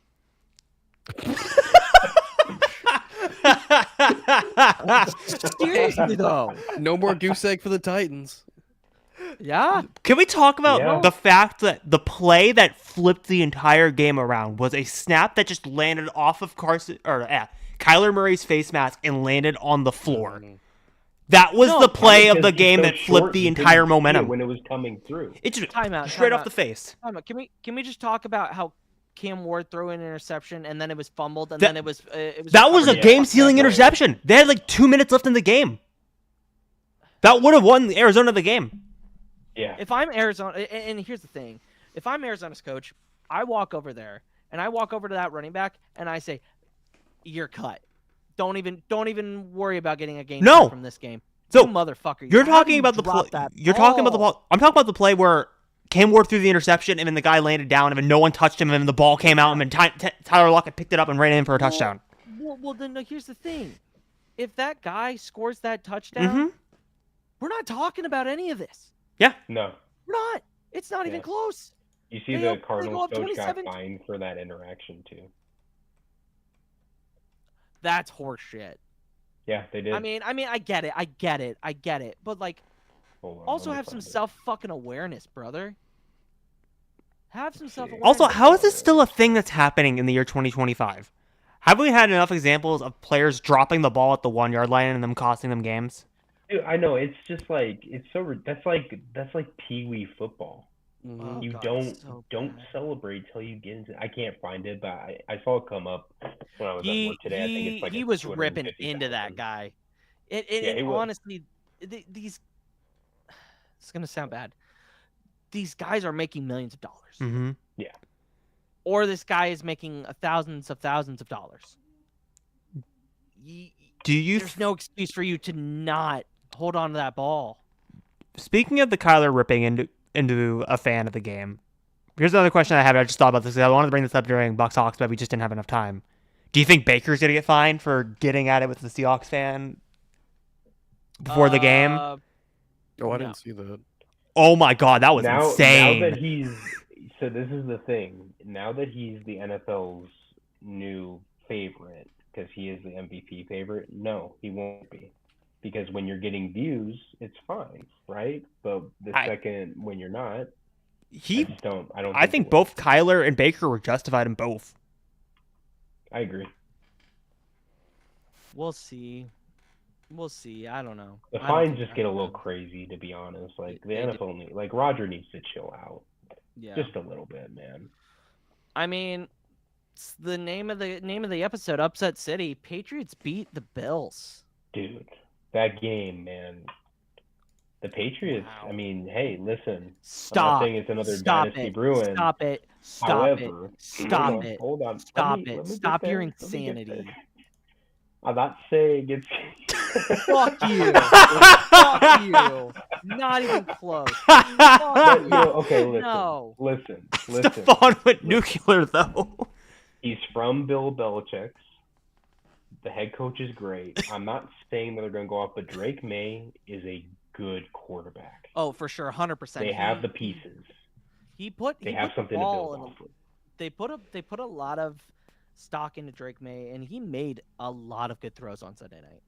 And he was going throw for throw with Josh Allen, who was the MVP of the league. And Josh is probably going to end up winning the MVP this year as well. The Bills are probably going to be the top seed in the AFC. Baker Mayfield. Baker Mayfield's on top, baby. Or Baker.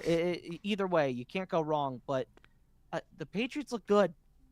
I think that game in New England towards the end of the year is going to be really interesting to see if New England can pull off a couple of can get a couple more wins and stay in that division run. I was gonna say, dude, the broadcasting team during that game was insane. We had Mike Tirico like commentating about like when Josh Allen threw it out of bounds and that fan caught it and he was running up the section and they filmed it like it was a play. Like that was amazing. By the way, like, dude, props to that guy. Go sell that. Go get out of the stadium, sell that ball. Yeah. And then the next thing that was funny was Chris Collinsworth now has a new Glaze QB. Now here's a guy that's gonna like Patrick Mahomes. From every I know, like every time, like that was such a great play by Mahomes. You know, no other guy can throw it away like Patrick Mahomes.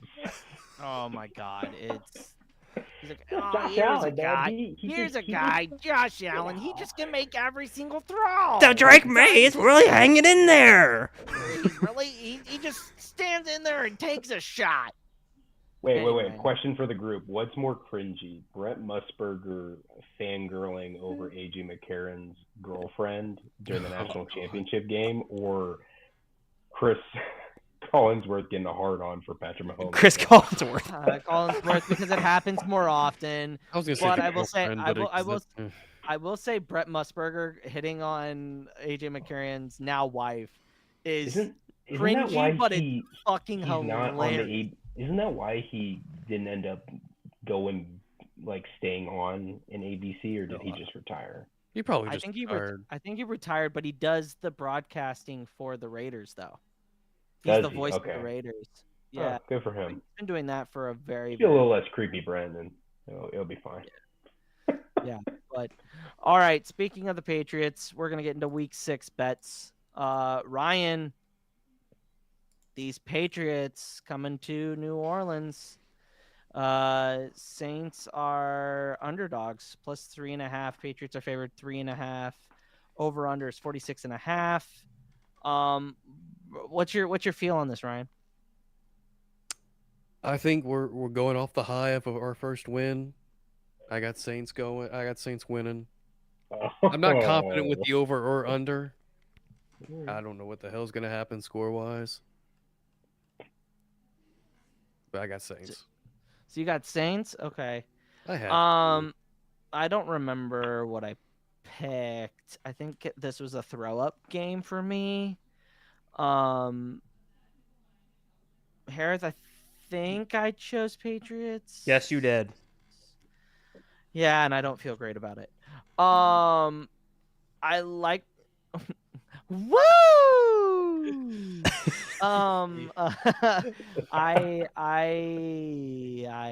Yeah, not much analysis out of me. I really liked how Drake May did play on Sunday night. We'll see if he can bring it out a second time. But I like what Kellen Moore is doing with Spencer Rattler as well. So, I'll take Patriots. I'll take Patriots money line. Hereth, George.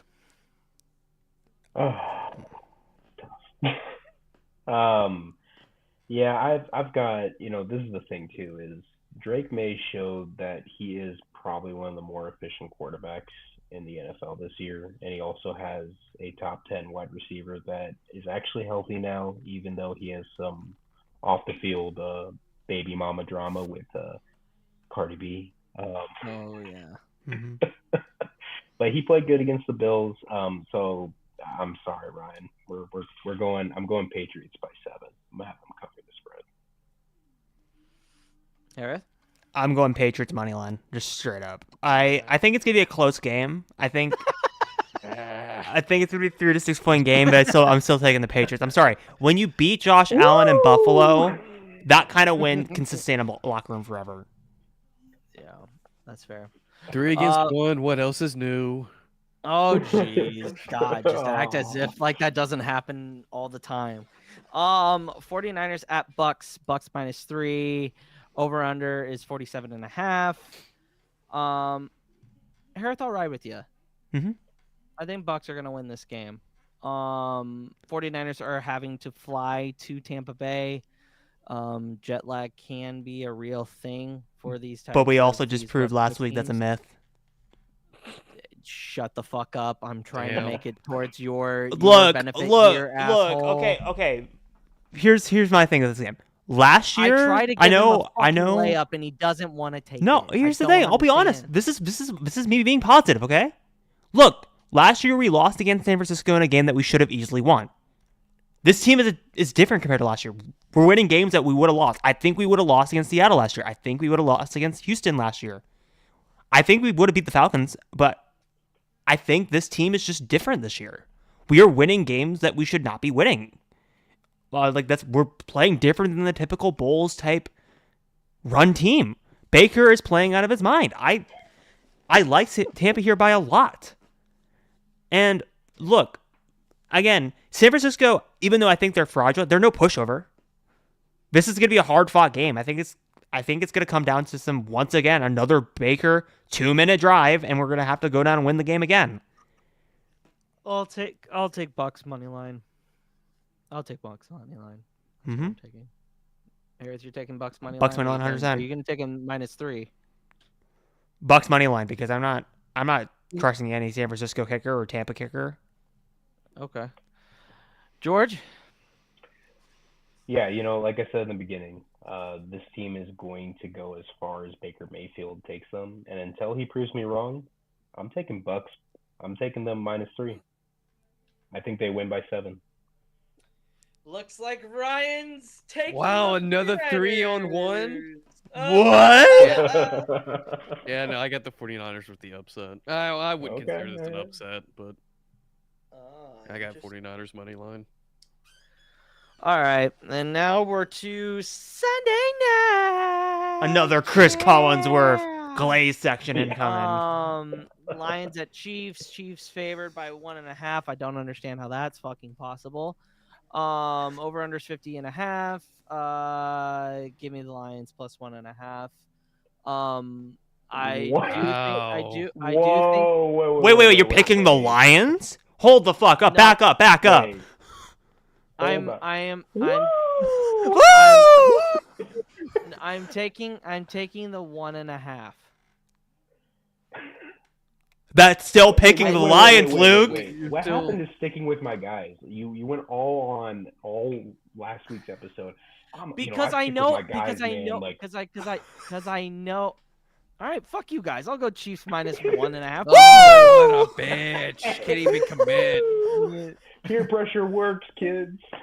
If the Lions win, I'm gonna laugh my ass off now because Luke could have had more money. Here's the problem. No, but here's the thing. We can't stop the run, and that's all that this matchup does not. Yeah. This does not bode well for the Chiefs. It doesn't bode well. But here's the other thing. Getting a loss, bad loss like this last Monday night. This could be a get right game. Mm-hmm. It could go either way. That's why the spread is 1.5. Yeah, fuck it. Let's go Chiefs. I can't. My brain is telling me to take the money with the Lions because I feel like we could lose this game. The Lions do really, really well running the ball. Jared Goff doesn't make a ton of mistakes. They beat us the last time they were in Arrowhead after we won the Super Bowl. And I really like the over here, though. I really like the over here as well. What's the over sitting at? 50.5. Both offenses can really score points if they can. I'll take Chiefs. It is at home. It is at night. The Arrowhead is a hard place to win at home at night. Mm-hmm. We'll just see how the defense holds up. They have to be able to stop Amon-Ra St. Brown. Wait. Jahmyr Gibbs, David Montgomery. Didn't the last time Detroit played at Arrowhead they won? Yes, it was at night. Yes. I know. Yes. So, Chiefs. I'll take the Chiefs. George, fuck you. Go ahead. Dickhead. I mean, George, you got some stakes on the line here. Just remember, guys, peer pressure always works.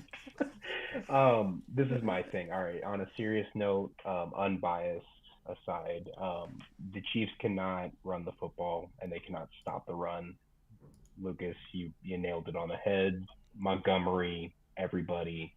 It will be close just because it's at Arrowhead at night. We all know this is a tough place to play, but Jared Goff doesn't make any mistakes. So yeah, give me Lions with the spread. Ryan, that 1.5 point spread kind of had me going either way. I will say I pulled it up on ESPN and it is now at 2.5. Chiefs or Lions? For the Chiefs. How are we favored? I don't even know how you're. This makes zero sense. Minus 140 on the money line. Vegas doesn't know ball. Woo! No. The over/under also went up 52.5. I could see it going 52.5. This just screams the money all has to be on the Lions. Yeah, it was that spread that I wasn't 100% sure on what to do, so I just reluctantly picked the Chiefs. I went safe. I felt like that was the safe pick. Oh, wow. That's all right. Okay. I feel a little bit better. Here's the thing. We'll see how the chat blows up Sunday night. Here's the thing, Luke. Last week, looking at week 6, I was gonna pick Detroit. I genuinely was. But after them getting lost to by the Jaguars, it's just hard to not pick the Chiefs. It's like it has to be a get right game. It's about if it's not, then you're in trouble. It's either they're gonna win this game or they're gonna beat the Commanders. And I honestly think they have a better chance against this squad than Jaden Daniels and the way that he's been playing the last couple of years and really healthy. And like I just trust Andy Reid. Also, plus there's also revenge factor on the line because the Lions beat them in Arrowhead last year. Yeah. Or no, 2 years ago. 2 years ago. I'm kind of confused because Luke doesn't seem happy that we're picking the Chiefs. I'm kind of confused. Why? Luke, do you want me to pick the Lions? Because I'll flip. No. No, it's fine. It's fine. It's fine. Everything's fine. Nothing. No, Hereth, can you pull up the meme of the dog in the burning house? That's how I feel right now. I'll pull it up. What Everything's is fine. making the It's cheese? fine. He It's looks fine. like someone came Everything's over to fine. his house and shot his dog in front of him. Like he's just It's dying. all fine. He's just like, oh, I'll fine take. here. I guess I'll Everything's take fine. the Everything's cheese, fine. you know? Everything's fine. Everything's fine. All right, let's get to money. The first of the wait, Wait, I gotta. You wanted this up first. I gotta pull. There you go. You have it up. This yeah, you? That's me. That's you? Live look at me. Oh, I'm fine. Everything's fine. It's fine. Everything's just burning. Cubs are losing. The Chiefs are losing. Hey, but now we're going to. We're focusing You on might get swept another by the Chicago Broncos in your team. division. So. Shut the fuck up, Ryan. I have done okay. That's fair. Imagine That's you a guys fair lose to try. the Raiders. I That would be was giving you great. shit. That would be great. I was giving you shit for the Saints. So this is all very valid. This is all very valid. All right, so we have a doubleheader Monday night game. The first one we're going to talk about is George's Da Bears. They're looking for a rematch of last year's debacle on Monday night. And that game was the first real game. That was the first game of Jaden Daniels really coming out party. Was that game. Yeah. Commanders are favored -4.5. It is in Washington. Over under is 49.5, and Commanders are favored. George, obviously you're gonna pick the Bears, but give me a reason why I should take the Bears. I'm not actually taking the Bears. Until the Chicago Bears prove me game to game, I have no faith. Until the McCaskies die of a venereal disease, Stay with it. I don't have any faith. Look, it's Ben Johnson's first year. We took that game from the Raiders. We had no business winning that football game. Let's be honest. We looked terrible against the Lions, etc. So yeah, until they prove me otherwise, yeah, I'm a Washington with the spread, full on. I'll put money on that.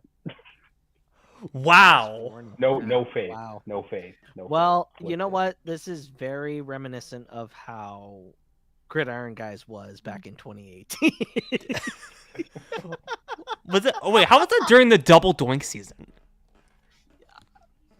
Yeah. Oh my God! I forgot about that.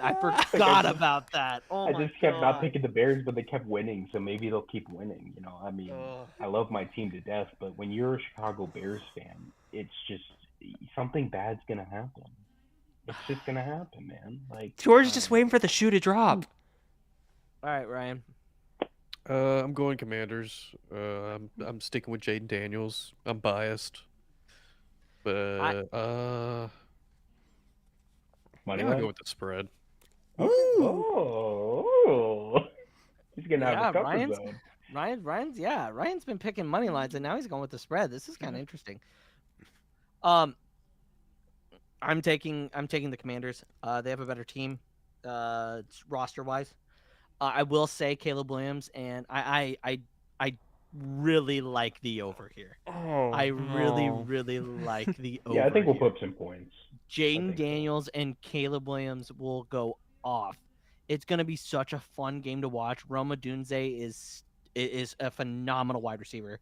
I like the over here specifically, but I do think that the Commanders will win money line.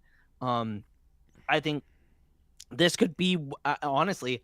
I think this game is better than Bills at Falcons. Great, I'm watching this shit.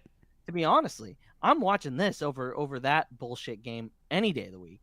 But yeah, I'm take Commanders and then over 49.5. Hereth? You guys are putting me in a box. I thought George was gonna be our for sure Bears lock, so now I'm like, I was Commanders 100%, but I'm also have a feeling I'm flipping it. Come on, we gotta get an earthquake. But it's gonna go against the graphic, but I'm flipping. I'm going Bears. Yes. Ooh. No, you Ooh. son of a bitch. No, I'm flipping just because. Look, Fuck guys, you. Caleb Williams has not had his coming out party yet. Caleb Williams has been kind of due for it at this point. What, the Cowboys? I don't. That wasn't his Cowboys coming game. out I mean, it's the Cowboys, guys. Come on. But still, We need Ben Johnson needs an actual really good win on his resume. But Hereth, they tied the Packers. Oh, we tied the Packers. Oh my God, guys, we should give them their flowers. But All right. I'm conflicted. I'm gonna play it a little bit more safe. I'm not going money line straight up. I'm going spread. So just in case I'm proven wrong, I still win. That's fair. Okay. That's fair. All right. All right, and the final Appreciate game. it. The final game. Bills at Falcons. Bills -4.5. Over under is 48.5. Bills. The Falcons haven't shown me much to really do anything, so I think this is a rout from the very beginning. If it's not, then good on the Falcons for covering the 4.5 points. What, Luke? You feel confident about the Atlanta Falcons who lost 30-0 against the Panthers? Sorry, I can't keep a straight face and finish the sentence. 30-0. No, yeah. No. It could barely beat Marcus Bills Mariota Commanders. Yeah, no. Yeah, Bills. Ryan? Yeah, I think by the reaction that we had with your pick, I think we're all picking Bills here. We're all picking Bills. Yeah, I think we're all picking Bills. George? Yeah, I just it's gotta be Bills. The Falcons have some good pieces, but they just have not figured that chemistry out yet. Sucks for Penix. I want him to do well. Yeah. Even if he is a division rival. Yeah. Yep. But that is going to be it for our picks. Here, Hereth, do you have the graphic? I have it. I'm pulling it up right now. Okay. So, and I'm gonna look at the YouTube stream because then I can see it. Yep. Let me go over to. Sorry, I'm pulling it up.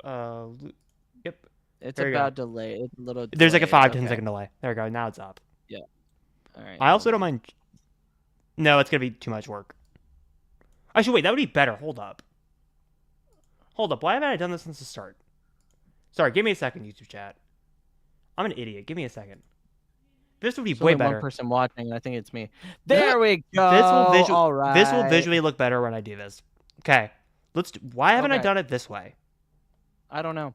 So Watch this. I have Eagles. What? I'm doing it this way. Okay, what? That way, so if we have points to say about your picks, we can debate it and see all of us. Oh. How about that? Does that visually look better than just taking up the screen? It's on a 5-second delay. Oh, there we go. Holy shit! Can you make that bigger? That's the biggest I can make it. As zoomed in as you can. All right. Okay. Oh, sorry. It's on this screen. Okay. Eagles, Broncos, Seahawks, Chargers, Rams, Colts, Cowboys, Patriots, Steelers, Raiders, Bucs, Packers, Chiefs, Bills, and Commanders. Okay. And now Hereth. Let me get over there. Oh god, I'm spoiling stuff. We'll go Ryan next. Yeah, go Ryan. So Eagles, Broncos, Jags, Chargers, Rams, Colts, Panthers, Saints, Steelers, Raiders, 49ers with the upset, Packers, reluctantly picking the Chiefs, Bills, and the Commanders. Now we'll go me. So I got Eagles, Broncos, Seahawks, Chargers, Rams, Colts, Panthers, Patriots. I actually took the Browns over the Steelers. The Browns have played the Steelers close the last couple seasons. Division rival, you never know. Wow. Raiders, Bucs, Packers, Chiefs, Bills, and then I guess I flipped Bears. I'm sticking with it. All right, and George.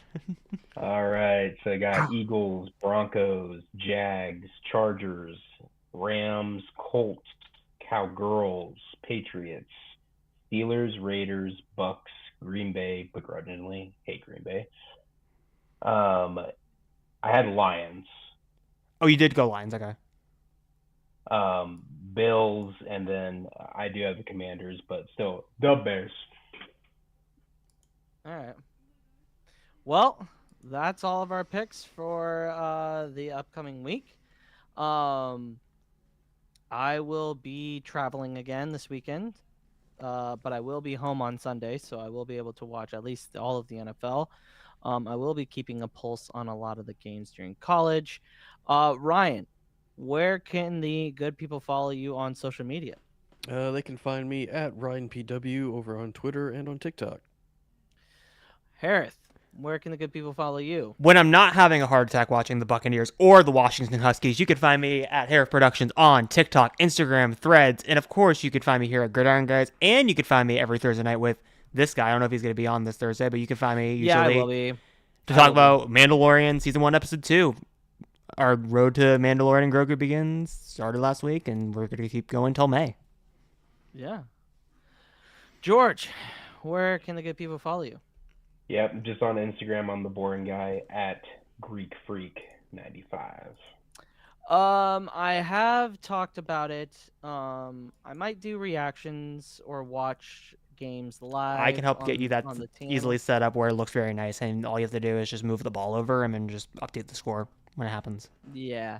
So I might start doing that. But yeah, that's kind of what we're looking at. You can follow me at egghead2123 on Instagram. You can follow me on Twitter because we don't call it X because it's Twitter. Fuck X. And you can follow us at Iron Guyz on all social medias. And you can follow me at the Pod Ones as well every Thursday, talking Star Wars, Lord of the Rings, Game of Thrones, all of that good stuff. But yeah, we will see you next Tuesday. Good luck on all of our bets, gentlemen. Mm-hmm. May the best man win. I was winner of college week. Well, technically, me and Ryan tied. No, This let me break up the picture. You won college. He won NFL. Yeah. Overall, we got 2 ties. Me and George tied across NFL and college. We scored exactly the same on both. You did better on college. He did better on NFL, but it evened out overall. All right. So you could hold him. You guys can talk shit because you be like, I know college better and you know NFL better. Woo! Fuck you, Ryan. I'm gonna beat you this week. Yeah, we'll see. Actually, I'm not. I don't know. Who knows? Be a good weekend, fellas. But that's gonna be it. We'll see you next week. Go Big Red. Go Tigers. Go Saints. Fire them cannons. Chiefs Kingdom. Da Bears.